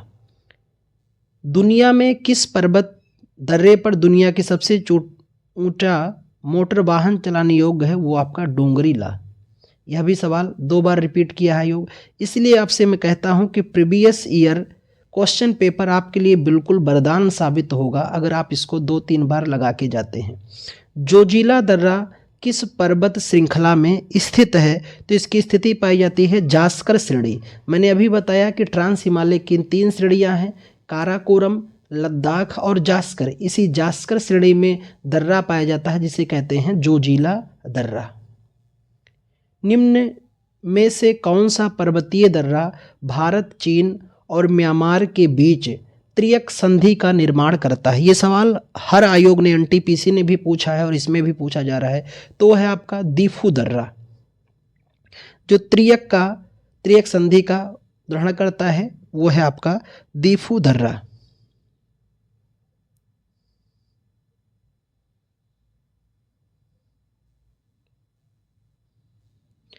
किस राज्य में भारत की सबसे लंबी तटरेखा है? तो वह है आपका गुजरात। हमने देखते हैं तट मतलब कि स्थल का वह भाग जो जलीय भाग से लगा हो उसे तट कहते हैं। भारत में कुल 9 तटीय राज्य हैं। सबसे बड़ा जो तटीय राज्य है वो आपका गुजरात है, और सबसे छोटा तटीय राज्य है आपका गोवा। सबसे लंबा तटीय राज्य गुजरात हो गया, सबसे छोटा तटीय राज्य हो गया गोवा, और दूसरा लंबा तटीय राज्य होता है आंध्र प्रदेश, और दूसरा छोटा तटीय राज्य है आपका कौन सा? तो दूसरा छोटा तटीय राज्य है पश्चिम बंगाल। और कहते हैं कुल कितने तटीय राज्य हैं? 9। और ये तटीय राज्य 2 भागों में बटे हैं। पश्चिमी तट के कितने राज्य हैं? 5। और पूर्वी तट पे कितने बचे? 4। तो 5 4 कितने हो गए आपके? 9। और पश्चिमी तट पे बात करते हैं गुजरात, महाराष्ट्र, गोवा, कर्नाटक और केरल। और पूर्वी तट पर आपके हैं वेस्ट बंगाल, पश्चिम बंगाल, उड़ीसा, आंध्र प्रदेश और तमिलनाडु। तो ये कुल आपके 9 तटीय राज्य हैं, जिससे सबसे लंबा है आपका गुजरात। डुंगोंग निम्न में से किस भारतीय केंद्र शासित प्रदेश का राजकीय पशु है? तो यह आपका है अंडमान निकोबार का, जिसकी सबसे ऊंची चोटी अभी हम लोगों ने बात की सैंडल पीक। भारत का पहला केंद्र शासित प्रदेश अंडमान निकोबार है। यहीं पर आपने सुना होगा सेलुलर जेल यहीं पर स्थित है। भारत के कितने राज्यों की सीमा सिक्किम से जुड़ी हुई है? तो वो एक राज्य की सीमा सिक्किम से जुड़ी हुई है। निम्न में से किस भारतीय राज्य की सीमा नेपाल से नहीं लगती है? तो वह आपकी है असम। असम की सीमा नेपाल से नहीं लगती, बाकी पश्चिम बंगाल, उत्तराखंड, उत्तर प्रदेश की सीमा नेपाल से लगती है। नेपाल से सर्वाधिक सीमा किस राज्य की लगती है? उत्तर प्रदेश की लगती है। और उत्तर प्रदेश के 7 जिले सीमा साझा करते हैं किससे? नेपाल से। भारत के देश का सबसे छोटा राज्य कौन सा है? तो वह है आपका गोवा, सबसे छोटा राज्य। निम्नलिखित में से किस केंद्र शासित प्रदेश को भारत में आंशिक राज्य का दर्जा दिया गया था? तो वह था आपका पुदुचेरी, जिसे पहले आंशिक राज्य का दर्जा दिया गया था पूर्ण राज्य का। और इस पुदुचेरी के जिलों की अगर हम लोग बात करते हैं, यहाँ पर एक सवाल खूब आता है यहाँ से मित्र, वह सवाल यही है कि पुदुचेरी का विस्तार कहाँ कहाँ पाया जाता है? तो पुदुचेरी व्यक्तिगत पौंडीचेरी जो है, पी फॉर पौंडीचेरी, ये तमिलनाडु में पाया जाता है। और यहीं पर इसका एक जिला है कराइल, ये भी कहाँ पाया जाता है? तो तमिलनाडु में। पर किस राज्य का जिला है? पुदुचेरी का। और इसी का एक जिला है यनम, जो पाया जाता है कहाँ पर? तो यनम जो है यह आपका पाया जाता है आंध्र प्रदेश में। और इसी का एक जिला है माहे, जिसे भारत का सबसे छोटा जिला भी कहते हैं, ये केरल में पाया जाता है। तो सवाल आता है कि पुदुचेरी का विस्तार कितने राज्यों में है? तो एक तो आपका केरल में हो गया, दूसरा तमिलनाडु में हो गया, और तीसरा है आपका आंध्र प्रदेश में है। इसे आंध्र प्रदेश में इसका एक जिला यनम है, तमिलनाडु में कराईकल और पुदुचेरी है, और केरल में क्या है? माहे है। निम्न में से कौन लक्षद्वीप समूह का दक्षिणतम भाग है? तो वह आपका है मिनिकॉय। लक्षद्वीप किस महासागर में? अरब सागर में स्थित भारत का सबसे बड़ा द्वीप समूह क्या है? लक्षद्वीप, जिसका अर्थ होता है लाखों का द्वीप। यह एक मूंगा या प्रवाल भित्ति का द्वीप है भारत का, जिसे हम लोग लक्षद्वीप कहते हैं। भारत के केंद्र शासित प्रदेशों का गठन इसलिए किया गया क्योंकि वे हैं, तो वे क्या माने जाते हैं? तो वे राज्य बनने के लिए छोटे प्रांत हैं, इसीलिए उनका गठन किया गया है। अगले सवाल पर आते हैं मित्र। तो अगला प्रश्न है, निम्नलिखित में से किस राज्य में भारत की सबसे बड़ी खारी आर्द्रभूमि सांभर झील स्थित है? राजस्थान में। ये वही सांभर झील है जहां अकबर ने विवाह किया था हरखाबाई और जोधाबाई से। और ये भारत की, कह सकते हैं कि भारत की सबसे बड़ी लवणीय झील, या इसके बारे में कहा जाता है कि भारत की सबसे बड़ी अंतःस्थलीय खारे पानी की झील कौन सी है? सांभर झील है, जो राजस्थान में पाई जाती है। बूलर झील आपकी भारत की सबसे बड़ी मीठे पानी की झील जम्मू कश्मीर में है। पिछौला झील राजस्थान में। पुलिकट झील तमिलनाडु और आंध्र प्रदेश की सीमा पर पाई जाती है। लोकटक झील मणिपुर में, जो उत्तर पूर्वी भारत की सबसे बड़ी मीठे पानी की झील है। लोनार झील उल्कापिंड से निर्मित एक झील है, जो महाराष्ट्र में है। अष्टमुदी और बेम्बनाद झील केरल में पाई जाती हैं। ये दोनों झीलें, अष्टमुदी और बेम्बनाद, एक लैगून झील का उदाहरण है। भारत की निम्नलिखित में से किस झील को रामसर स्थलों में शामिल नहीं किया गया था? तो वो थी आपकी डल झील। डल झील कहाँ पर है? जम्मू एंड कश्मीर में। और इसे जम्मू एंड कश्मीर का गहना कहते हैं। किस झील को? डल झील को। बाकी रामसर साइट में शामिल होने वाली भारत की पहली झील है चिल्का। 1981 में सबसे पहले इसको शामिल किया गया था। किसको? चिल्का झील को रामसर साइट में। और वर्तमान में रामसर साइट में 82 स्थल भारत के शामिल हो चुके हैं।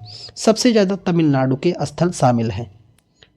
चिल्का झील, जो कि भारत की सबसे बड़ी खारे पानी की झील है, किस राज्य में है? उड़ीसा में। चिल्का के बारे में मैं आपको 2-3 तथ्य से अवगत कराऊं। भारत की सबसे बड़ी खारे पानी की झील जो है वो है आपकी चिल्का। भारत की सबसे बड़ी तटीय झील भी कौन सी है? चिल्का। और भारत की सबसे बड़ी लैगून झील भी कौन सी है? आपकी चिल्का है। तो ये तीनों तथ्य पर आपको ध्यान में रखना है। और भारत में रामसर साइट में शामिल होने वाली पहली झील भी कौन थी? तो चिल्का, जो उड़ीसा में है। उड़ीसा की सबसे बड़ी बैक वाटर झील कौन सी है? तो वह आपकी कौन सी है? चिल्का। हुंडरू जलप्रपात किस नदी पर स्थित है? यह पाया जाता है स्वर्णरेखा नदी पर। हुंडरू जलप्रपात स्वर्णरेखा नदी पर स्थित है। और एक और पूछा जाता है जोग या गरसोप्पा। तो आप कमेंट करके मुझे बताना कि जोग या गरसोप्पा जलप्रपात किस नदी पर स्थित है, जोग या गरसोप्पा जलप्रपात। और दूसरा एक है कुंचिकल। ये ध्यान ये रखना कि भारत का सबसे ऊंचा जलप्रपात कौन है, कुंचिकल। लेकिन आपको कमेंट करके बताना है कि जोग या गरसोप्पा जलप्रपात किस नदी पर स्थित है। होजेनेकक्कल जलप्रपात किस राज्य में स्थित है, यह आपका तमिलनाडु में इसकी वास्तविक स्थिति पाई जाती है, होजेनेकक्कल की। निम्नलिखित में से कौन सी नदी प्रसिद्ध धुआंधार जलप्रपात का निर्माण करती है, आपकी नर्मदा नदी है, जो जबलपुर के निकट धुआंधार या कपिल धारा जलप्रपात का निर्माण करती है। नर्मदा नदी जो सतपुड़ा पहाड़ी और महादेव पहाड़ी के पास से होकर के गुजरती है, भ्रंश घाटी में बहती है। तो भ्रंश घाटी में बहने वाली दो प्रमुख नदियां हैं पश्चिमी क्षेत्र में, नर्मदा और तापी या ताप्ती नदी, जो भ्रंश घाटी में होकर बहती हैं। निम्नलिखित में से कौन सी नदी प्रसिद्ध शिव समुद्रम जलप्रपात का निर्माण करती है, तो वो है कावेरी नदी, शिव समुद्रम जलप्रपात का निर्माण करती है। उमानंद असम में स्थित है। उमानंद क्या है, तो उमानंद एक द्वीप है जो असम में स्थित है, और असम में ही हम लोग पढ़ते हैं मांजुली द्वीप।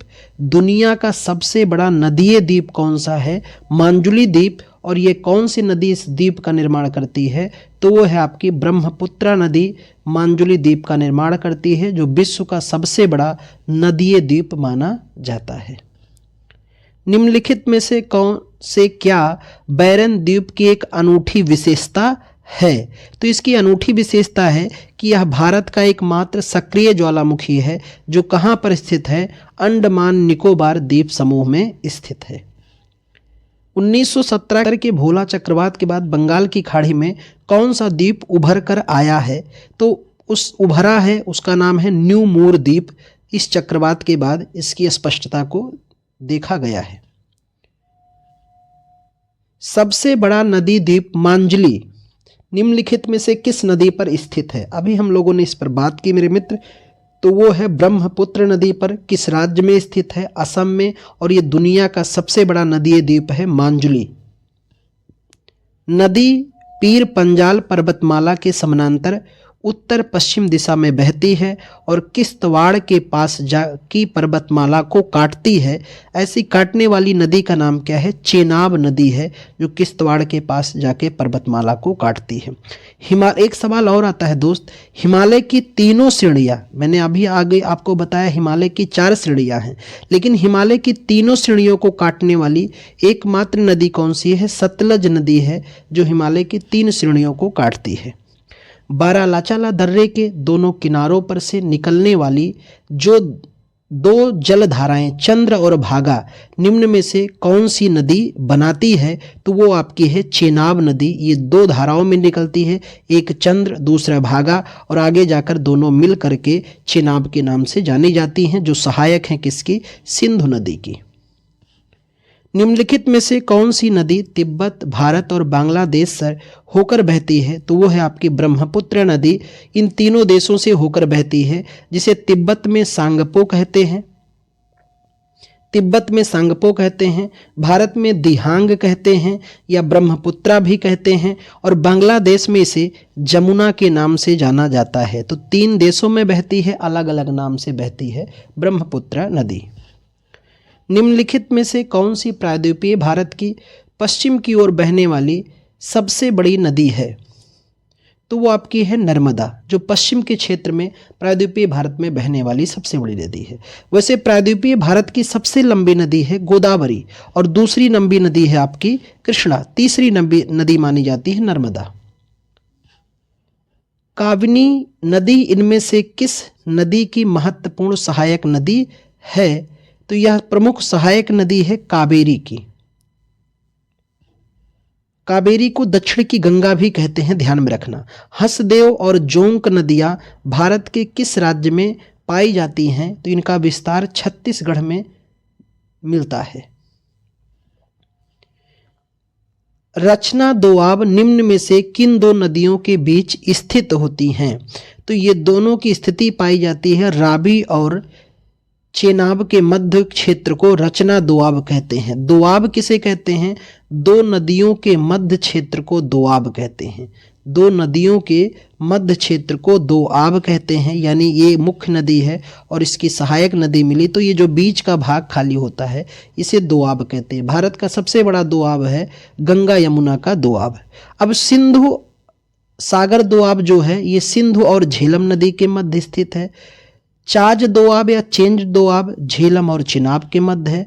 रचना दोआब रावी और चिनाब के मध्य। बरी दोआब ब्यास और रावी के मध्य पाया जाता है। जवाई बांध जवाई नदी पर स्थित एक जलाशय है। यह इनमें से किस नदी की सहायक नदी है? तो वो आपकी है लूनी नदी। यह भारत की अंतःस्थलीय नदी है जो मीठे और खारे दोनों जलों को लेकर प्रवाहित होती है। अंतःस्थलीय का मतलब है मुहाने पर अपने जल को गिराने से पहले ही लुप्त हो जाती है लूनी नदी।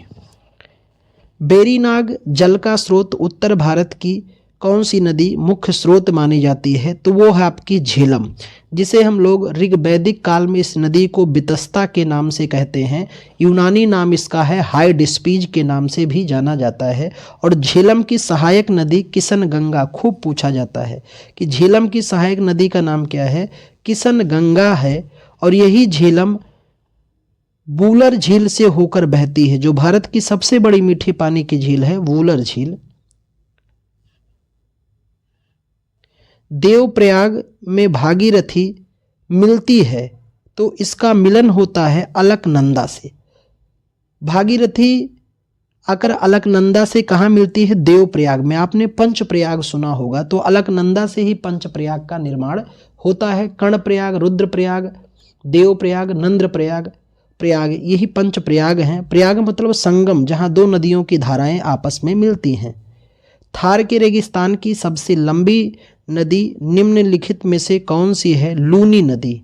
अभी हमने बताया आपको जो राजस्थान में सबसे ज़्यादा विस्तृत इसका बहाव क्षेत्र है। एक दुमाकृतिक अपवाह पैटर्न क्या है? सही कथन पहचान करें। तो जब एक नदी सरणी मैदानी क्षेत्र के ढलान के साथ साथ प्रवाहित होती है और इसकी सहायक नदियों के साथ एक वृक्ष की शाखा जैसी दिखाई देती है, उसी को एक दुमाकृति अपवाह पैटर्न कहा जाता है। महानदी के बारे में कौन सा कथन गलत है? तो वह है आपका कि यह छत्तीसगढ़ के पहाड़ी इलाकों से निकलती है। सही है। इसके जलग्रहण क्षेत्र का कुछ हिस्सा महाराष्ट्र में स्थित है। सत्य है। यह लगभग 860 किलोमीटर लंबी है। सही है।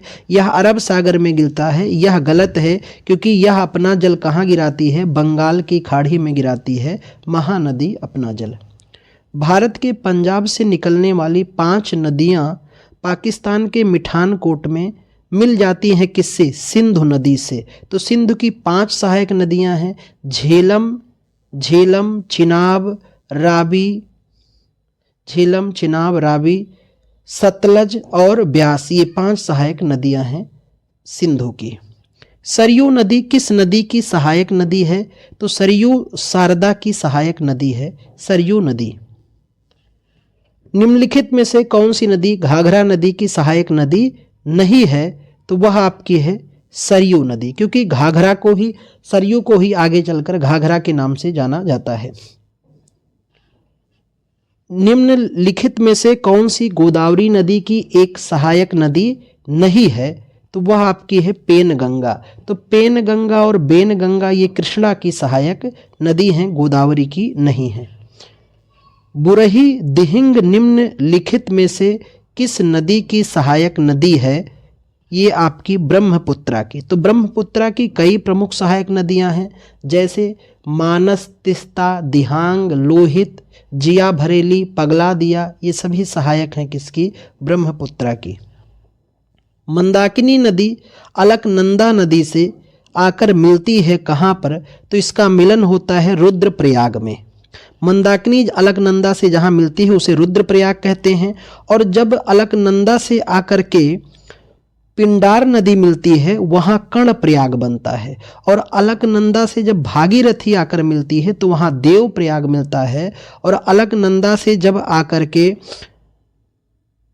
नंदाकिनी नदी मिलती है, नंदाकिनी, तो वहाँ विष्णु प्रयाग का निर्माण होता है। नंदाकिनी मंदाकिनी दो नदियां हैं। तिराप और नोवा नदी किस भारतीय राज्य में बहती हैं? तो इनका बहाव अरुणाचल प्रदेश के क्षेत्र में मिलता है। निम्नलिखित में से कौन सी नदी अरब सागर में गिरती है? तो वो है आपकी नर्मदा। बाकी कृष्णा नदी, कावेरी, गोदावरी ये अपना जल बंगाल की खाड़ी में गिराती हैं। निम्नलिखित में से कौन सी नदी जास्कर और लद्दाख पर्वतमालाओं के बीच बहती है? वो है सिंधु नदी। इन दोनों पर्वत श्रेणियों के मध्य बहते हुए पाकिस्तान में प्रवेश कर अरब सागर में ले जाकर अपना जल बिखेर देती है सिंधु नदी। ताप्ती नदी एक दूसरे के लगभग समानांतर बहती है, लेकिन विपरीत दिशाओं में खुद को खाली कर देती है। तो ताप्ती के साथ समानांतर बहने वाली नर्मदा नदी है और दोनों अपना जल ले जाके कहाँ गिराती हैं? खंभात की खाड़ी में गिराती हैं। प्रवरा, मंजीरा और मनेर नदियां किसकी दाहिनी सहायक नदी हैं? तो ये सभी हैं गोदावरी की दाहिने तट पर सहायक नदी हैं, प्रवरा, मंजीरा, मनेर आदि। आंशिक परिसीमित तटीय जल निकाय होता है, जहां नदियां और जलधाराओं के मीठे पानी में महासागरों के खारे पानी का मिश्रण होता है। उसे कहा जाता है मुहाना या एस्चुरी कहते हैं, और ये निर्माण पश्चिमी घाट के क्षेत्र में ज़्यादा देखने को मिलता है।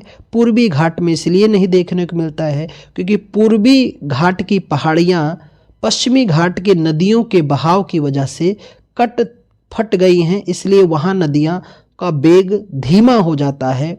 और पश्चिमी घाट पर पहाड़ियाँ बिल्कुल सख्त और मजबूत हैं, तो नदियाँ उन पहाड़ियों से ऊपर से होकर बहती हैं, झरनानुमा दृश्य दिखाई देता है। उन्हें एस्चुरी या मुहाना कहते हैं। निम्नलिखित में से कृष्णा नदी की एक सहायक नदी कौन सी है? तो वो आपकी है घाट प्रभा, क्योंकि घाट प्रभा, माल प्रभा, बेन गंगा, पेन गंगा ये सभी सहायक हैं किसकी? कृष्णा की। और कृष्णा दक्षिण भारत की दूसरी सबसे लंबी नदी है। और कृष्णा पर एक तथ्य खूब पूछा जाता है, नागार्जुन सागर बांध परियोजना किस नदी पर है? तो कृष्णा नदी पर स्थित है। यमुना नदी निम्न में से किस राज्य में नहीं गुजरती है? तो यमुना नदी गुजरती नहीं है, कहाँ से? गुजरात से। बाकी यह हरियाणा, उत्तर प्रदेश, उत्तराखंड से होकर आगे जाके प्रयागराज में गंगा से मिल जाती है। कौन सी नदी? यमुना नदी। तो गंगा की सबसे लंबी सहायक नदी कौन है? यमुना। यमुना की सबसे लंबी सहायक नदी कौन सी है? चंबल। ये यमुना की सबसे लंबी सहायक नदी है। इसे डाकुओं की नदी कहते हैं। और बीहड़ भूमि निर्माण करने वाली कौन सी नदी है? तो वह आपकी है चंबल नदी है। निम्न में से कौन सी नदी गंगा की सहायक नदी नहीं है? तो वह आपकी है जो गंगा की सहायक नहीं है। अभी हमने बात किया चंबल। चंबल सहायक है किसकी? यमुना की। नर्मदा नदी मध्य प्रदेश से निकलती है, तो इसका उद्गम होता है अमरकंटक की पहाड़ी से और इसका समापन होता है खंभात की खाड़ी में।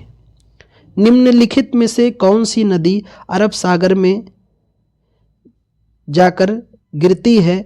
तो वह है नर्मदा नदी। बाकी कावेरी, गोदावरी, कृष्णा ये सभी अपना जल बंगाल की खाड़ी में गिराती हैं। निम्नलिखित में से कौन सी नदी प्रायद्वीपीय नदी प्रणाली में सबसे बड़ा जल संभर है, यानी सबसे ज़्यादा जल ग्रहण करती है? तो वो आपकी गोदावरी है। प्रायद्वीपीय भारत की सबसे लंबी नदी गोदावरी। और दक्षिण भारत की बूढ़ी गंगा किसे कहते हैं? गोदावरी को। लेकिन दक्षिण भारत की गंगा किसे कहते हैं? कावेरी को कहते हैं। निम्नलिखित में से कौन दक्षिण भारत की सबसे लंबी नदी है? अभी हम लोगों ने बात किया गोदावरी। आयोग ने ये सवाल कई बार पूछा है, 3-4 बार पूछ रहा है, इसलिए बार बार कह रहे हैं कि प्रीवियस ईयर को बहुत ही सघनता से, बारीकी से वो छात्र खास तौर पे देखें जिनका ये लक्ष्य है कि इस बार बिल्कुल एसएससी जीडी में वो सेलेक्ट हो जाएंगे और वर्दी को बिल्कुल अपने लिए सुरक्षित कर लेंगे। निम्नलिखित में से कौन सी नदी कृष्णा नदी की एक सहायक नदी नहीं है? तो वो आपकी है बेतवा नदी। और बेतवा सहायक है किसकी? तो चंबल, सिंध, बेतवा, केन ये सभी यमुना की सहायक नदी हैं। नीचे दिए गए क्षेत्र में दक्षिण की गंगा के रूप से किसे जाना जाता है? अभी मैंने आपको बताया कि दक्षिण की गंगा के रूप में जाना जाता है कावेरी नदी को, पर इसमें आयोग ने किसको माना है? गोदावरी को माना है। ठीक है, क्योंकि गोदावरी को बूढ़ी गंगा, अक्सर सवाल ये माना गया है, बूढ़ी गंगा के रूप में भी चिन्हित किया गया है। और गंगा कावेरी को इसलिए कहते हैं क्योंकि इसमें सदा जल रहता है, क्योंकि ये मानसून से भी जल प्राप्त कर लेता है और झीलों से भी इसे जल मिलता है, तो सदैव इसमें जल की स्थिति पाई जाती है। और जिस नदी में सदैव जल की स्थिति पाई जाए उसे गंगा कहते हैं। ये नदी एकमात्र प्राकृतिक जल स्रोत है जो रेगिस्तान में एक झील के अंदर बहती है, तो वह है आपकी लूनी नदी। लूनी नदी का प्रवाह होता है यहीं से। निम्न में से कौन सी नदी अरब सागर में जाकर गिरती है? तो अरब सागर में अपना जल समाप्त करने वाली प्रमुख नदी है माही नदी। और इसी के बारे में कहते हैं कर्क रेखा को 2 बार कौन सी नदी काटती है? तो भारत में कर्क रेखा को 2 बार काटती है माही नदी। निम्नलिखित में से कौन सा भारत का सर्वोच्च बांध है? तो भारत का सबसे ऊंचा जो बांध पाया जाता है वह है आपका टिहरी बांध उत्तराखंड में। लेकिन भारत का सबसे लंबा बांध जो है वो हीराकुंड बांध है। यह महानदी पर उड़ीसा में पाया जाता है। निम्न में से कौन सा बांध स्वर्णरेखा नदी पर बनाया गया है? चांडिल बांध का निर्माण स्वर्णरेखा नदी पर किया गया है और इसी नदी पर हुंडरू जलप्रपात भी स्थित है। चांडिल बांध स्वर्णरेखा नदी पर, अलमट्टी बांध कृष्णा नदी पर है, उकाई बांध ताप्ती नदी पर है, कोयना बांध कोयना नदी पर है, पांचेत बांध दामोदर नदी पर है और पोंचमपाद बांध गोदावरी नदी पर है।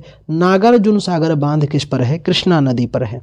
Salal hydro electric power station निम्नलिखित में से किस नदी पर बनाया गया है? इसका निर्माण चिनाब नदी पर किया गया है। निम्न में से कौन सा बांध कावेरी नदी पर नहीं बनाया गया है? तो वह है आपका मैथन बांध। बाकी मेट्टूर बांध, कल्लानाई बांध, कृष्णराज सागर बांध ये सभी कावेरी नदी पर किए गए हैं। उकाई बांध किस नदी पर स्थित है? अभी आयोग ने सवाल पूछा, ताप्ती नदी पर स्थित है। बहुउद्देशीय नदी घाटी परियोजनाओं की बात करें तो भाखड़ा नांगल बांध परियोजना सतलज नदी पर है, हीराकुंड बांध महानदी पर, दामोदर घाटी बांध दामोदर नदी पर है, इडुक्की बांध पेरियार पर है, पांचेंद बांध दामोदर नदी पर है, राणा प्रताप सागर बांध चंबल नदी पर स्थित है।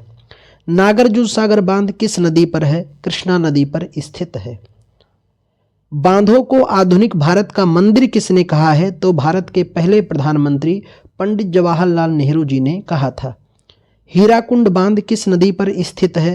तो ये भारत का सबसे लंबा बांध है हीराकुंड, महानदी पर स्थित है। और महानदी डेल्टा कहाँ बनाती है? कटक के पास डेल्टा का निर्माण करने वाली नदी कौन है? महानदी। मैथन बांध किस राज्य में स्थित है? झारखंड में यह पाया जाता है।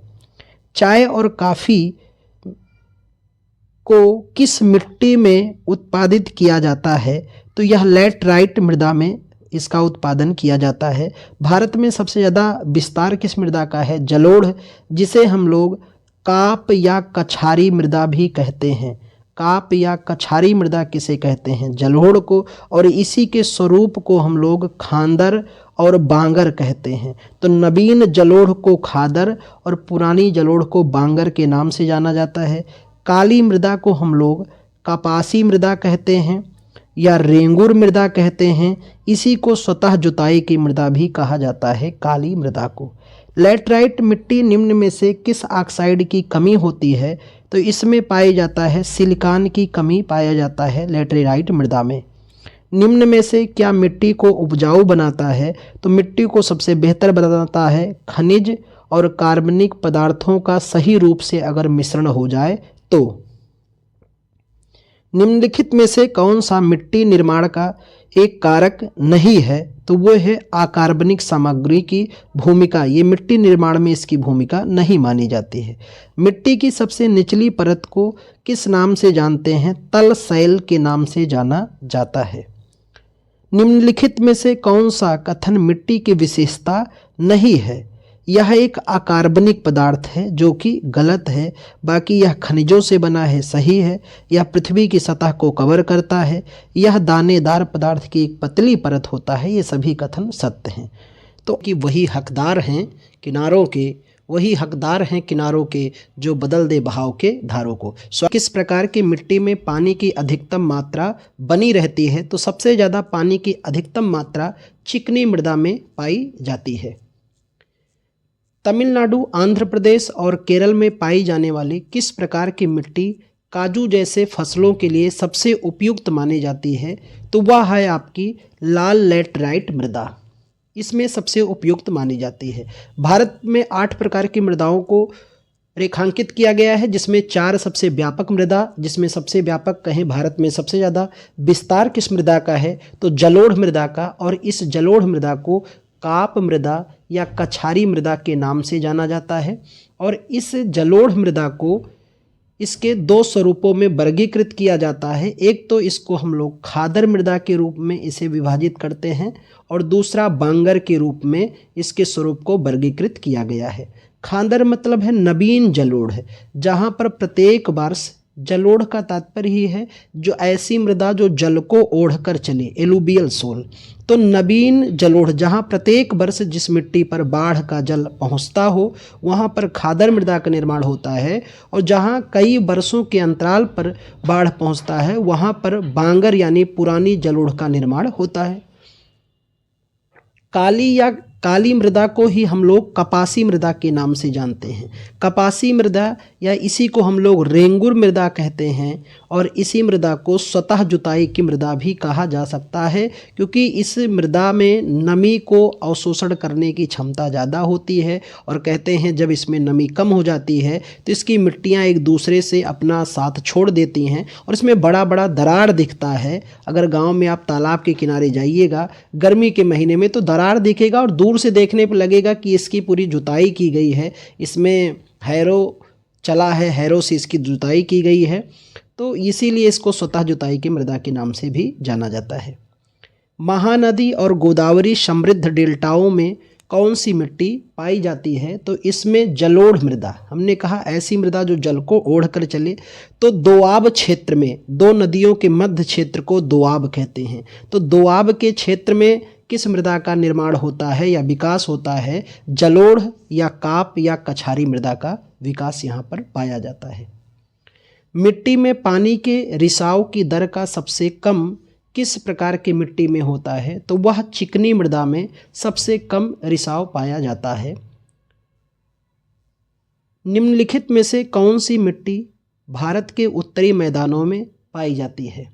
तो वो है आपकी जलोढ़ मृदा, क्योंकि उत्तरी मैदान में हिमालयी नदियों का बहाव है, हिमालयी नदियों का क्षेत्र है। तो नदियों, मैंने अभी आपको बताया कि नदियों के मध्य क्षेत्र में यानी जिसे हम लोग दोआब कहते हैं, वहाँ पर जिस मृदा का निर्माण ही होता है उन्हीं को हम लोग जलोढ़ मृदा कहते हैं। और इनके स्वरूप भी बताए कि इनके 2 स्वरूप, एक नवीन जलोढ़ को हम लोग क्या कहते हैं? खादर मृदा कहते हैं, और पुराने जलोढ़ को हम लोग क्या कहते हैं? तो पुराने जलोढ़ को हम लोग बांगर मृदा कहते हैं। मैंने बताया कि काली मृदा को कपासी, रेंगुर व स्वतः जुताई की मृदा कहते हैं। और लैटराइट मृदा के संदर्भ में हमने बात किया, इसका आकार बिल्कुल ईंट के रंग की तरह होता है, जो काजू की कृषि के लिए बेहतर मानी जाती है। रेंगुर मृदा किस मिट्टी का उपनाम है? अभी हम लोगों ने इस पर बात की, तो वो है काली मृदा, जिसे कपासी मृदा और स्वतः जुताई की मृदा भी कहा जाता है। कपास पैदा करने के लिए आदर्श मिट्टी कौन है? अब आप, इसीलिए मैं बोल रहा हूँ ये श्रृंखला कितना मोस्ट इम्पॉर्टेंट है कि एक ही सवाल को आयोग 3 से 4 बार पूछ रहा है। आपको बस इतना करना है, ये सेशन 2-3 बार, 4 बार, 5 बार, उतनी बार सुन लेना है, समझ लेना है, जितने में आपका सिलेक्शन बिल्कुल सुनिश्चित हो जाए। तो कई सवाल तो आपको बिल्कुल केवल प्रश्न आएंगे, तुरंत कर देना है, क्योंकि वो सवाल अगेन टू अगेन आयोग वही सवाल पूछ रहा है। तो कपास पैदा करने के लिए आदर्श मृदा कौन सी है आपकी? वो है काली मृदा, जिसे हम लोग कपासी कहते हैं, क्योंकि इसमें कपास का उत्पादन सबसे ज़्यादा होता है। खादर मिट्टी किस प्रकार की मिट्टी है? तो ये जलोढ़ मिट्टी है। हमने बताया आपको कि जो नवीन जलोढ़ होते हैं उन्हें खादर कहते हैं, और जो पुरानी जलोढ़ होते हैं उन्हें बांगर के नाम से जाना जाता है। चाय और कॉफ़ी उगाने के लिए कौन सी मिट्टी उपयोगी होती है, सबसे बेहतर मानी जाती है? तो लैटराइट मृदा, जिसमें काजू की कृषि भी की जाती है। लाल मिट्टी के लाल रंग होने का कारण क्या है? तो यह है क्रिस्टलीय और मेटामॉर्फिक चट्टानों में लोहे की अधिकता होने के कारण इसका रंग लाल होता है। उत्तरी भारतीय मैदानों की दलदली पट्टी को किस नाम से जाना जाता है? इसे हम लोग तराई कहते हैं। ये तराई क्षेत्र होता है जहाँ बहुत अधिक नमी का क्षेत्र पाया जाता है, और इस तराई क्षेत्र में कहते हैं कि कृषि तो की ही जा सकती है, जो अधिक जल वाली फसलें हैं वो यहाँ उगाई जा सकती हैं, लेकिन ध्यान में रखना कि इस तराई क्षेत्र में जहाँ बिल्कुल दलदली क्षेत्र पाया जाता है मित्र, यहाँ पर बीमारियां भी बहुत फैलती हैं। तो अगर हम लोग कहें कि डेंगू, मलेरिया जैसी बीमारियां, तो बीमारियां भी सर्वाधिक किस क्षेत्र में पाई जाती हैं? ये बीमारियां भी ज़्यादा ही दिखाई देती हैं कहाँ पर? तराई क्षेत्रों में। और यहाँ ऐसी फसल उगाई जाती है जिसमें जल की अधिकता प्राप्त करने की क्षमता हो, उन्हीं फसल का यहाँ पर उपयोग होता है। मैंने बताया जो आपके नवीन जलोढ़ होते हैं उन्हें खादर कहते हैं, और जो पुराने जलोढ़ होते हैं उन्हें बांगर कहते हैं। और जो तराई से पहले नदियों द्वारा जो क्षेत्र का निर्माण किया जाता है उसे भाबर प्रदेश कहते हैं। भाबर प्रदेश कृषि योग्य क्षेत्र नहीं होता है, यहाँ बड़े बड़े पत्थर के बोल्डर होते हैं, तो यह कृषि योग्य क्षेत्र नहीं है, इसको ध्यान रखना। भाबर में कृषि नहीं की जा सकती है। दोआब दो नदियों का मध्य क्षेत्र होता है, जहाँ पर कौन सी मृदा का विकास होता है? जलोढ़। और भारत का सबसे बड़ा दोआब है गंगा यमुना दोआब। निम्नलिखित में से कौन सा वनों की कटाई का परिणाम नहीं है? तो प्रकृति के समग्र संतुलन में गड़बड़ी, यह है।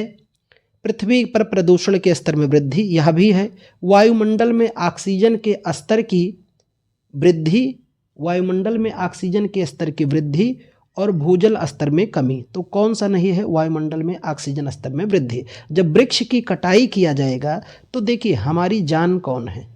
ये मानव है। मानव की जान कौन है? वृक्ष है। लेकिन हम लोग जान किसी और को कहते हैं, लेकिन हमारी जान क्या है? पेड़ या वृक्ष हैं, क्योंकि हम इनको क्या देते हैं? CO2 देते हैं, और ये हमें क्या देते हैं? O2 देते हैं। तो रिश्ते तो वहीं बेहतर चलेंगे जहाँ लेन देन बराबर हो, और यहाँ बिल्कुल लेन देन एकदम बराबर है। इसीलिए दोस्त कहते हैं पेड़ लगाओ जीवन पाओ, वृक्ष जरूर लगाओ। और हमारे वेदों में तो इतना भी कहा गया है कि अगर 5 वृक्ष आप लगाते हैं तो अश्वमेध यज्ञ जैसे बड़े पुण्य का फल आपको प्राप्त होगा। तो इसलिए वृक्ष आप अपने जीवन में जरूर लगाइए, और इसकी बड़ी उपयोगिता है। वृक्ष की कटाइयों की क्या हानियां होती हैं? तो मैं आपको बताऊं, मृदा अपरदन यानी मिट्टी का कटाव होगा, वो क्षेत्र मरुस्थलीकरण हो जाएगा, प्रकृति के समग्र संतुलन में गड़बड़ी हो जाएगी, पृथ्वी पर प्रदूषण खूब बढ़ जाएगा, भूजल स्तर वैसे भी कम हो रहा है और भी कम हो जाएगा, जलवायु परिवर्तन होगा, तापमान में वृद्धि होगी, यानी समझ लो पूरी तरह से पृथ्वी पर कयामत आएगी। केवल किसके कमी होने से? वृक्ष के कमी होने से। इसलिए मान लो और ठान लो, वृक्ष लगाओ जीवन पाओ, जरूर लगाओ। लेकिन आतंकवादी पौधा जिसे पॉपुलर कहते हैं, ऐसे वृक्षों को बिल्कुल भी ना लगाएं। या पॉपुलर हो गया आतंकवादी पौधे तो यूकेलिप्टस को ही कहते हैं, और साथ में एक पौधा और भी आया है पॉपुलर। इन दोनों को इसलिए भी ना लगाया जाए क्योंकि ये दोनों मानसून के चक्रीय श्रृंखला में योगदान नगण्य के बराबर देते हैं, इसलिए इनके अपने खेतों में इनका रोपण न करें। पश्चिमी घाट की पश्चिमी ढलानों पूर्वी ढलानों की तुलना में घने जंगलों से क्यों ढकी होती हैं? तो इसका कारण है अधिक वर्षा होती है, और जहाँ पर वर्षा अधिक होगी वहाँ पर लताएं घास फूस अधिक होंगी, यानी कुल मिला के वहाँ जैव विविधता की स्थिति बेहतर होगी। निर्जन वन प्रांतों में उगने वाले बिच्छू बूटी के पौधे अपनी सुरक्षा का उपयोग करते हैं, तो वो हैं रोए। रोए के नाम से उपयोग किए जाते हैं। भारत और बांग्लादेश के प्रमुख उत्पादक हैं, तो भारत और बांग्लादेश में सबसे बेहतर किसका उत्पादन किया जाता है? जूट का। जूट का बेहतर उत्पादन किया जाता है, जिसे गोल्डन फाइबर भी कहते हैं। जूट को क्या कहा जाता है? गोल्डन फाइबर के नाम से जाना जाता है। किसको? जूट को। और यह भारत और बांग्लादेश दोनों में सर्वाधिक उत्पादन होता है। खरीफ की इनमें से किस फसल को भोजन चारे दोनों रूप में उपयोग में लाया जाता है? तो वह है मक्का, जिसे हम लोग अपने उपयोग में भी लाते हैं और पशुओं के चारे के रूप में भी लाते हैं। हमारी फसलें को 3 रूप में व्यापक वर्गीकरण होता है। एक रबी की फसलें होती हैं, जो ग्रीष्म ऋतु की फसलें भी इन्हें कह सकते हैं, क्योंकि ग्रीष्म ऋतु में कटाई होती है लगभग ग्रीष्म ऋतु के आसपास। और एक होती है आपकी खरीफ की फसलें, और एक होती हैं जायद की फसलें। यहाँ से एक सवाल आता है कि रबी और खरीफ के मध्य की जो फसलें हैं उन्हें क्या कहते हैं? जायद, जैसे तरबूज, खरबूज इत्यादि का। आगे हम इनकी बात करते हैं, आगे इन पर बात करेंगे इन फसलों के स्वरूप की। निम्नलिखित में से कौन सी स्थिति चाय बागानों को नुकसान पहुंचा सकती है? तो नुकसान पहुंचाने वाली स्थिति है कि 35 अंश से अधिक यानी 35 डिग्री से अधिक अगर तापमान होता है तो इनके लिए बिल्कुल नुकसानदेह है। ये तापमान 20 से 30 डिग्री के मध्य ही होना चाहिए। बाकी छायादार वृक्षों का रोपण हो, ये सही है। 150 से 300 सेंटीमीटर के बीच वर्षा हो सकती है, ये भी सही है। गर्म और आर्द्र जलवायु स्थिति हो, यह भी सही है। किसके लिए? चाय के बागानों के लिए। और भारत में सबसे बेहतर चाय की कृषि असम के क्षेत्र में होती है। मृदा संरक्षण की एक विधि है, वो उस विधि को हम लोग किस नाम से जानते हैं? तो वह आपकी है टेरेस फार्मिंग की विधि है। भारत में निम्नलिखित में से किस फसली मौसम में तरबूज, खरबूज आदि का उत्पादन किया जाता है? अभी हम लोगों ने बात किया, ये जायद की फसल हैं जो मार्च में बोई जाती हैं और इनकी कटाई हो जाती है जून के आसपास में। लगभग इनकी कटाई कर ली जाती है। किसकी? जायद की फसलें, जिसमें तरबूज, खरबूज, खीरा, ककड़ी आदि का उत्पादन किया जाता है।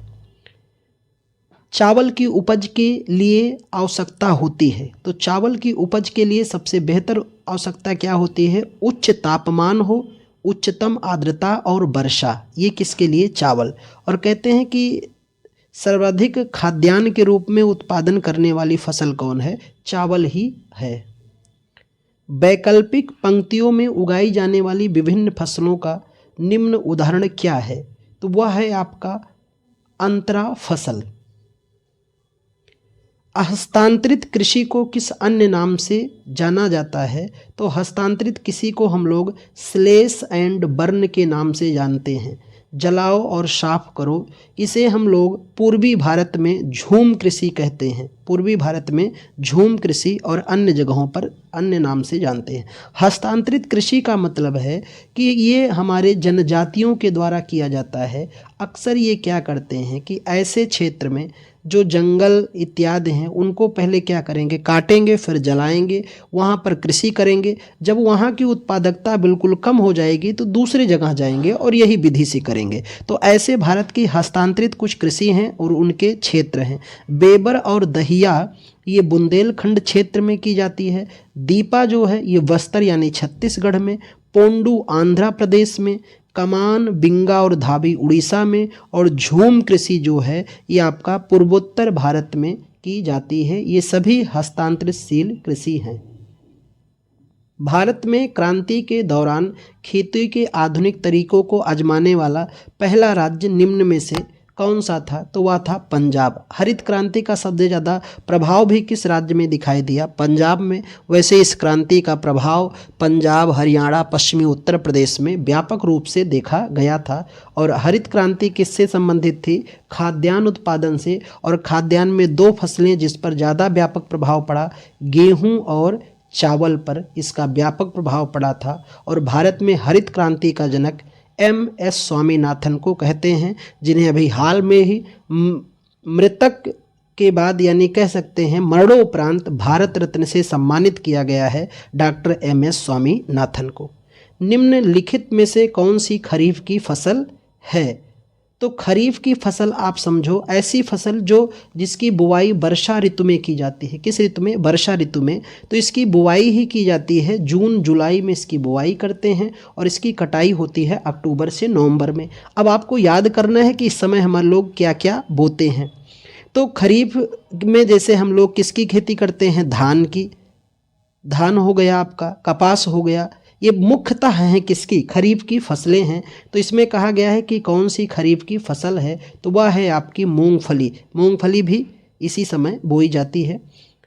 जुलाई 1968 में इंदिरा गांधी द्वारा भारत की कृषि में प्रभावशाली प्रगति को दर्ज करने के लिए आधिकारिक तौर पर एक डाक टिकट जारी किया गया।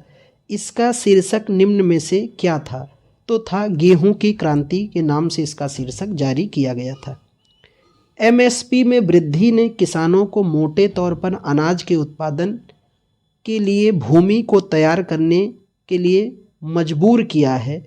तो किसके लिए? गेहूं और चावल के लिए। एमएसपी यानी मिनिमम सपोर्ट प्राइस। और कहते हैं कि अभी तक जो एमएसपी जारी होती थी वह 14 फसलों पर ही जारी होती थी, पर कहते हैं कि सबसे ज़्यादा यानी सभी फसलों पर, वो चाहे नकदी फसल हो या खरीफ रबी के अलावा भी जो फसलें बच जाती थीं, सभी प्रकार की फसलों पर एमएसपी जारी करने वाला राज्य आपका कौन बन चुका है? हरियाणा हो चुका है। शून्य बजट प्राकृतिक खेती में कौन सा राज्य अग्रणी है? कर्नाटक इसमें सबसे अग्रणी है। निम्नलिखित में से किस फसल के उत्पादन के लिए प्रति हेक्टेयर अधिकतम पानी की आवश्यकता होती है?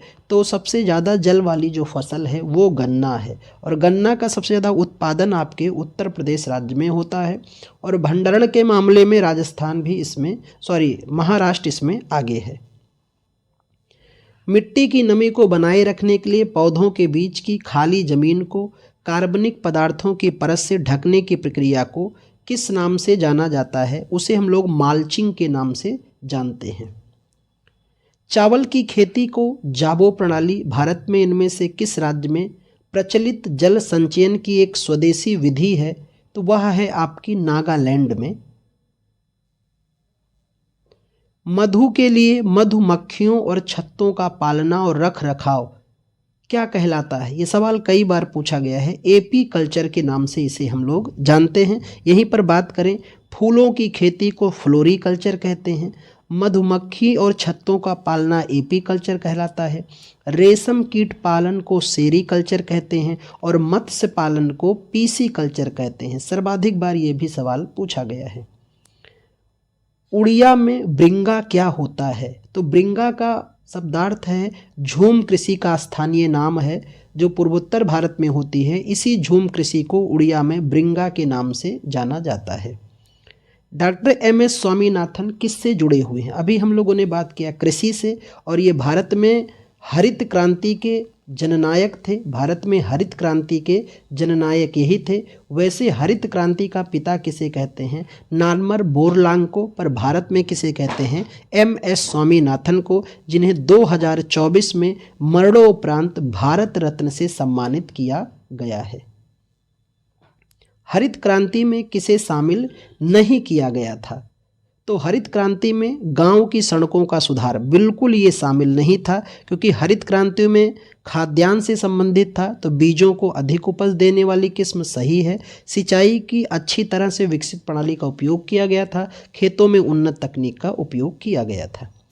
खरीफ फसलों को मौसम की शुरुआत के साथ बोई जाने वाली फसलों के रूप में वर्णित किया जा सकता है। तो इसे हम लोग अभी बात किया था, इसे वर्षा के समय बोया जाता है, इसलिए वर्षा के मौसम की साथ इसे वर्णित करते हैं।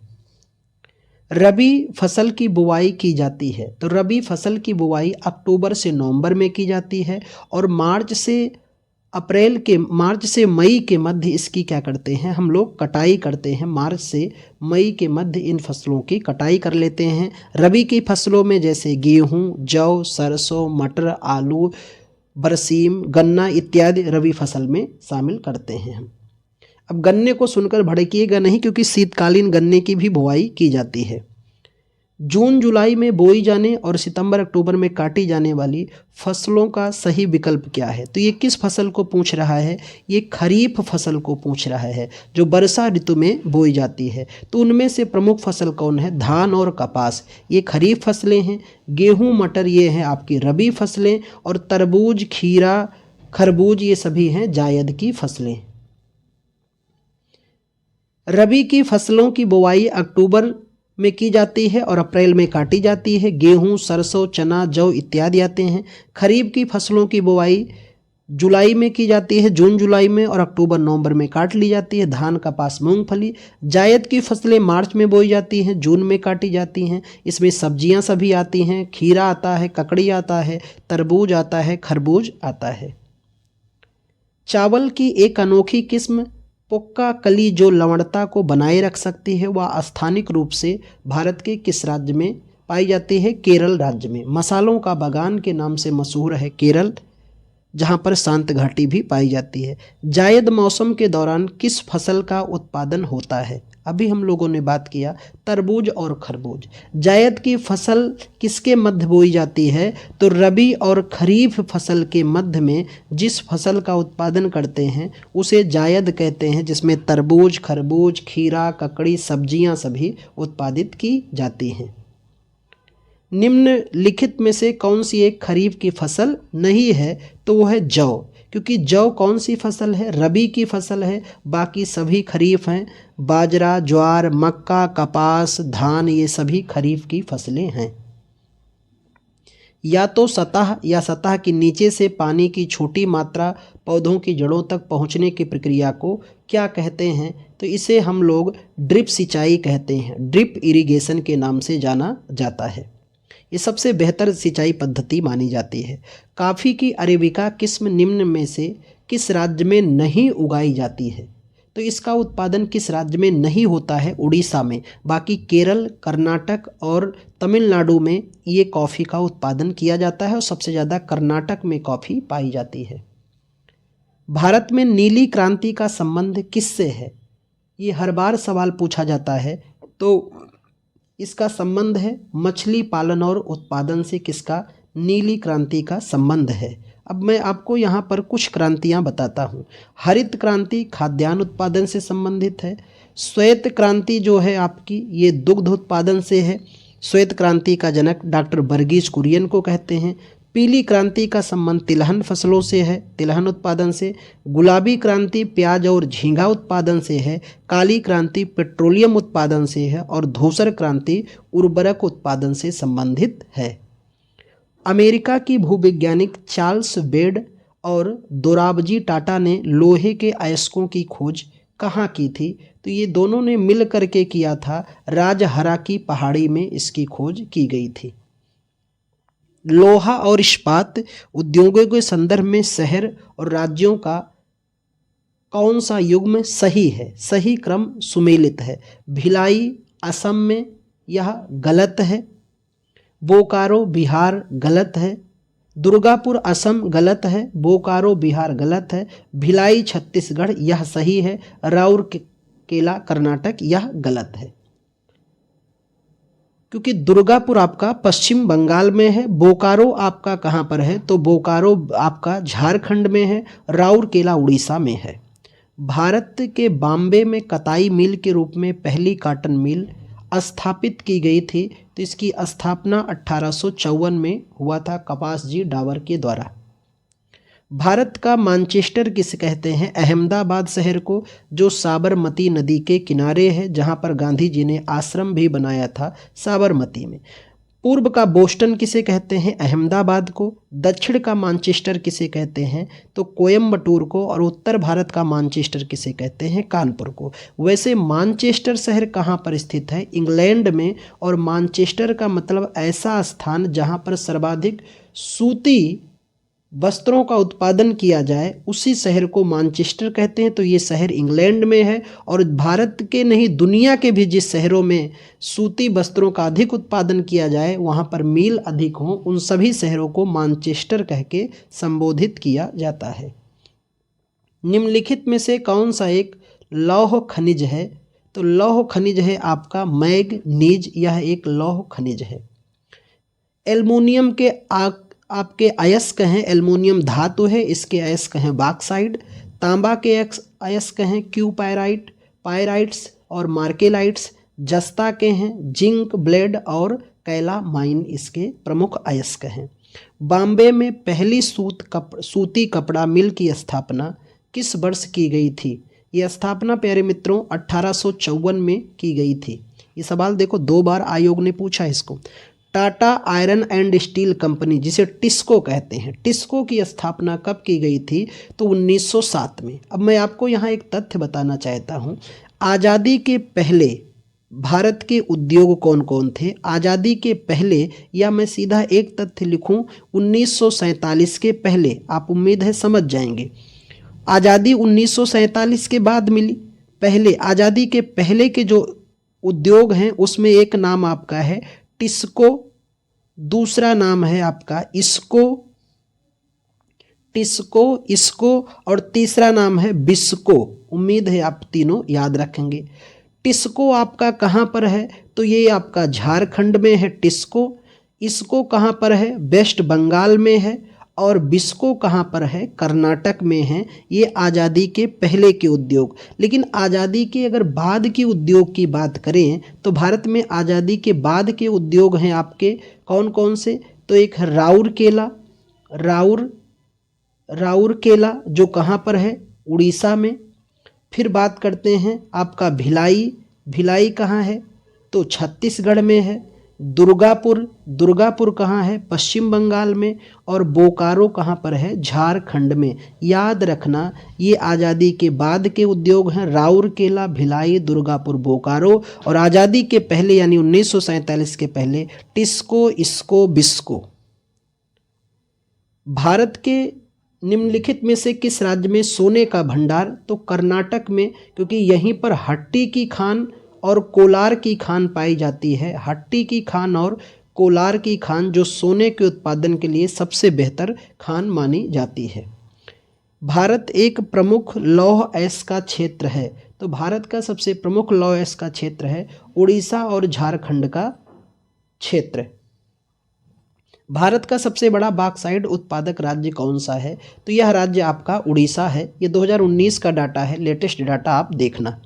निम्नलिखित में से किस राज्य में बॉक्साइट का भंडार अधिक है? देखो दो सवाल इसी पर हैं, एक में बॉक्साइट का उत्पादन पूछा गया, दूसरे में भंडार। तो उत्पादन और भंडार दोनों मामले में उड़ीसा ही नंबर 1 पर है।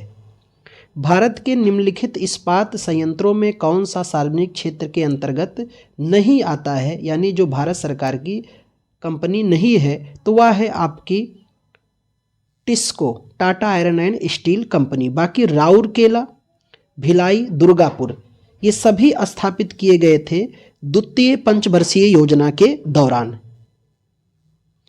दिल्ली, मुंबई, चेन्नई, कोलकाता के 4 प्रमुख शहरों को जोड़ने वाला स्वर्णिम परियोजना किसका हिस्सा है? स्वर्णिम चतुर्भुज परियोजना किसका हिस्सा माना जाता है? तो ये है सागर भारत माला का हिस्सा है।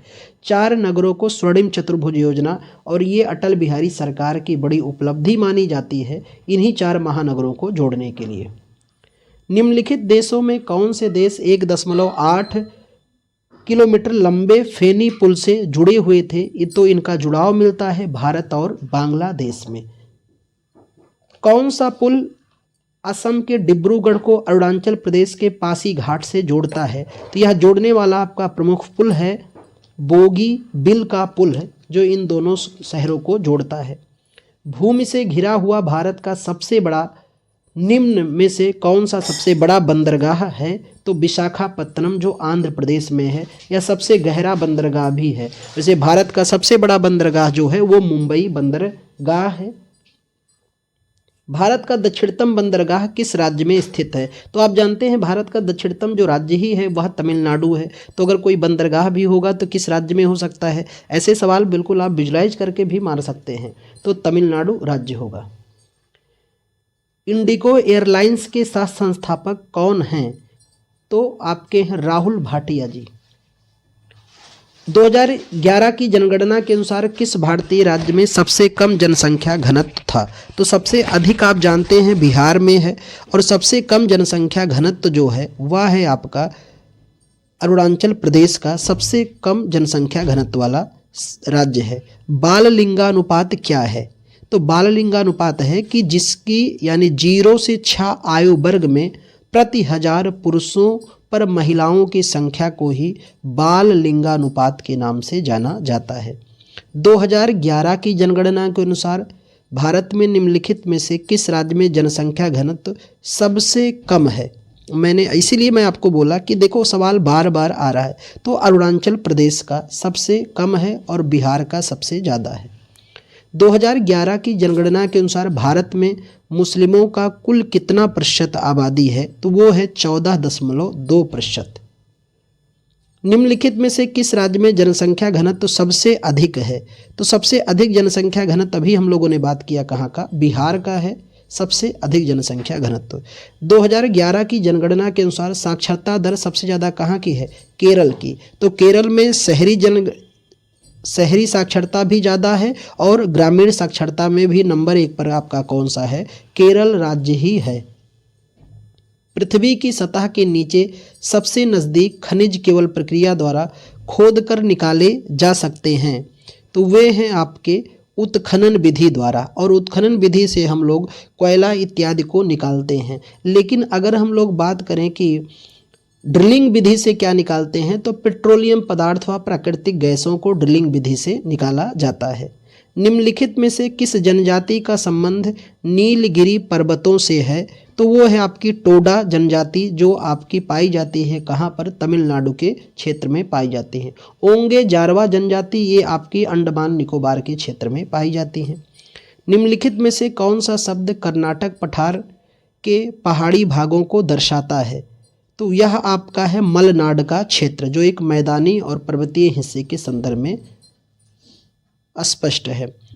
ग्रेट इंडियन डेजर्ट के बारे में निम्नलिखित में से कौन सा कथन गलत है? तो इसके संदर्भ में गलत कथन है आपका कि पद्मा इस क्षेत्र की प्रमुख नदी है, जो कि बिल्कुल गलत है। यह भारत का सबसे बड़ा मरुस्थल है, सही है। कांटेदार झाड़ियों के साथ वनस्पति का आवरण कम है, यह भी सत्य है। इसे थार का मरुस्थल कहते हैं, यह भी सत्य है। यहाँ की मुख्य नदी पद्मा है, जो कि गलत है। यहाँ की मुख्य नदी लूनी है। हिमालय की ऊंची ऊंची पर्वतमालाओं के घास के विशाल मैदान को किस नाम से जाना जाता है? तो इसे हम लोग बुंग्याल के नाम से जाना जाता है। इसे उत्तराखंड और हिमाचल प्रदेश के क्षेत्र में बुंग्याल के नाम से जानते हैं। और इसी को जम्मू कश्मीर के क्षेत्र में मर्ग के नाम से जानते हैं।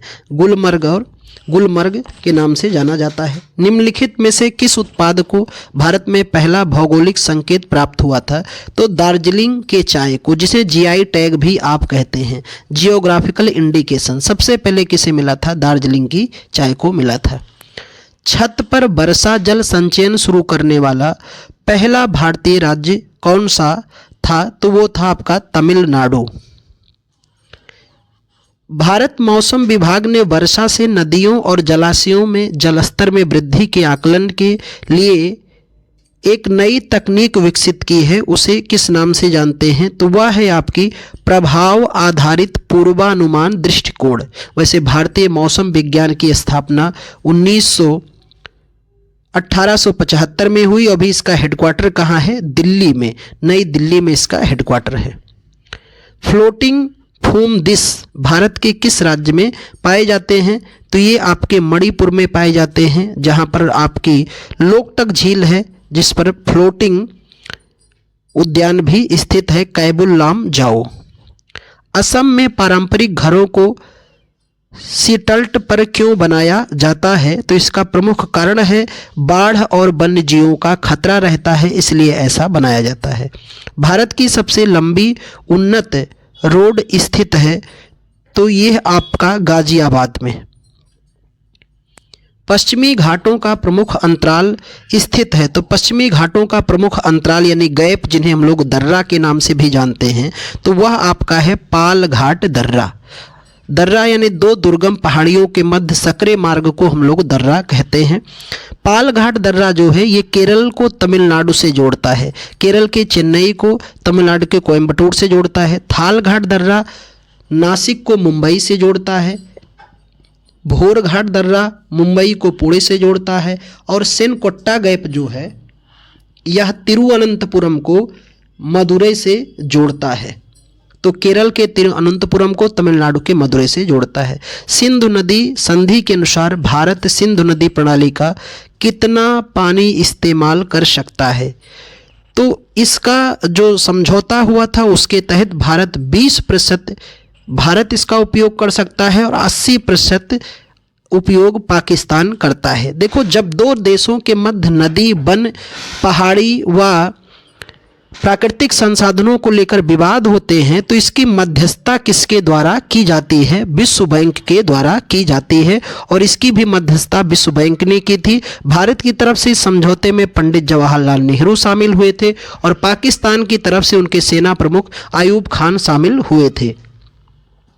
बड़ी संख्या में गहरी गलियों या घाटियां वाले क्षेत्र को क्या कहा जाता है? तो इसे हम लोग बेडलैंड स्थलाकृति कहते हैं, आर्द्रभूमि क्षेत्र के नाम से जाना जाता है। किन्नौर में हंगरंग घाटी के सैलखार और चांगो के साथ स्पीति घाटी के अंतिम दक्षिण पूर्वी छोर को निम्नलिखित में से कौन सा दर्रा जोड़ता है? तो वह आपका है लेप्चा दर्रा। एक परिपक्व और उष्णकटिबंधीय चक्रवात में केंद्र के आसपास प्रबल कुंडलित हवा घूमती है और उस कुंडलित हवा को आंख के नाम से जाना जाता है। नीली गंगा कहाँ की सबसे लंबी नदी है? तो श्रीलंका की। और आपको पता है कि दुनिया की सबसे लंबी नदी कौन है? नील है। और भारत की सबसे लंबी नदी कौन है? तो कमेंट करके बताना। निम्नलिखित में से किस वर्ष में राष्ट्रीय जूट नीति का सूत्रीकरण किया गया? इसका उद्देश्य उत्पादकता में वृद्धि, गुणवत्ता में सुधार, जूट किसानों को अच्छी कीमत सुनिश्चित करना, प्रति हेक्टेयर उपज में वृद्धि करना है। तो इस पहल की शुरुआत 2005 में की गई। जूट, जिसे फाइबर गोल्डन के नाम से जाना जाता है, जिसका सबसे ज़्यादा उत्पादन पश्चिम बंगाल में होता है। निम्नलिखित में से कौन सी महासागरीय धाराओं की विशेषता नहीं है? तो वह आपकी है कि इनकी कोई निश्चित दिशा नहीं होती, जो कि गलत है। उस सीमा क्षेत्र को क्या कहते हैं जहां से सागर के तापमान में तेजी से गिरावट आती है? उसे हम लोग ताप प्रवणता या थर्मोक्लाइन के नाम से जाना जाता है। निम्नलिखित में से किस महासागर का सबसे गहरा बिंदु जावा गर्त है? तो जावा गर्त जो है आपका हिंद महासागर का है। वैसे जानते हैं दुनिया का सबसे बड़ा महासागर कौन सा है? प्रशांत महासागर दुनिया का सबसे बड़ा महासागर है। और सबसे छोटा महासागर कौन सा है? आर्कटिक महासागर सबसे छोटा महासागर है। और सबसे गहरा गर्त जो है उसे मेरियाना गर्त के नाम से जाना जाता है, जो कहाँ पर पाया जाता है? प्रशांत महासागर में। मृदा प्रबंधन और फसल चक्र, खरपतवार और कीट नियंत्रण, फसलों की वृद्धि, खाद्य उत्पादन महत्वपूर्ण भूमिका निभाने वाली जलवायु अध्ययन संबंधित विज्ञान क्या कहलाता है?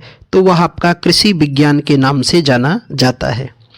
तटीय उड़ीसा राज्य का प्राचीन नाम क्या था?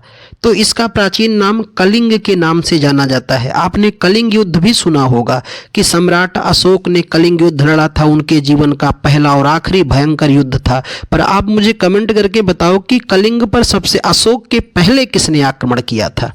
वैसे उड़ीसा को उत्कल तट भी कहते हैं और उड़ीसा की चिल्का झील सबसे मशहूर झील है।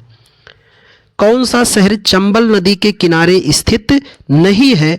तो वह आपका है जबलपुर, जो नर्मदा नदी के किनारे है। बाकी कोटा शहर जो है चंबल नदी के किनारे स्थित है और जबलपुर आपका नर्मदा नदी के किनारे स्थित है।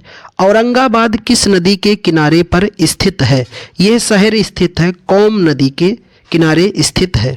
बाकी लखनऊ, सुल्तानपुर, जौनपुर ये सभी गोमती नदी के किनारे स्थित हैं। कुओं और नलकूपों के बाद भारत में सिंचाई का सबसे बड़ा साधन कौन सा है? तो वह है नहर तंत्र भारत का तीसरा बड़ा सिंचाई का साधन है। नहर निर्गम के कमान क्षेत्र में पानी के समान वितरण प्रणाली को हम लोग किस नाम से जानते हैं? तो वार्ड बंदी के नाम से जाना जाता है।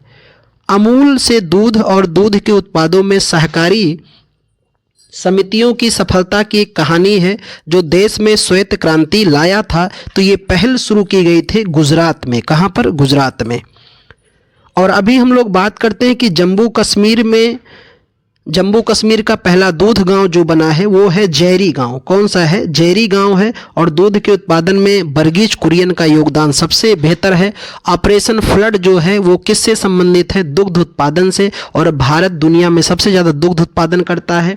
और राज्य के रूप में बात करें तो उत्तर प्रदेश नंबर 1 पे, राजस्थान दूसरे स्थान पर है दुग्ध उत्पादन में। तो आप कमेंट करके ज़रूर मुझे बताएं कि इस सेशन में आपने कितने सवाल सही किए हैं और कितने सवाल आपके गलत हुए हैं। अगले सेशन पे पुनः मिलते हैं हम लोग। तब तक के लिए बने रहिए, अपनी तैयारी को और जोर शोर से बना के रखिए, हौसले को बुलंद रखना। हार नहीं मानेंगे, रार नहीं मानेंगे जब तक लक्ष्य नहीं मिलेगा।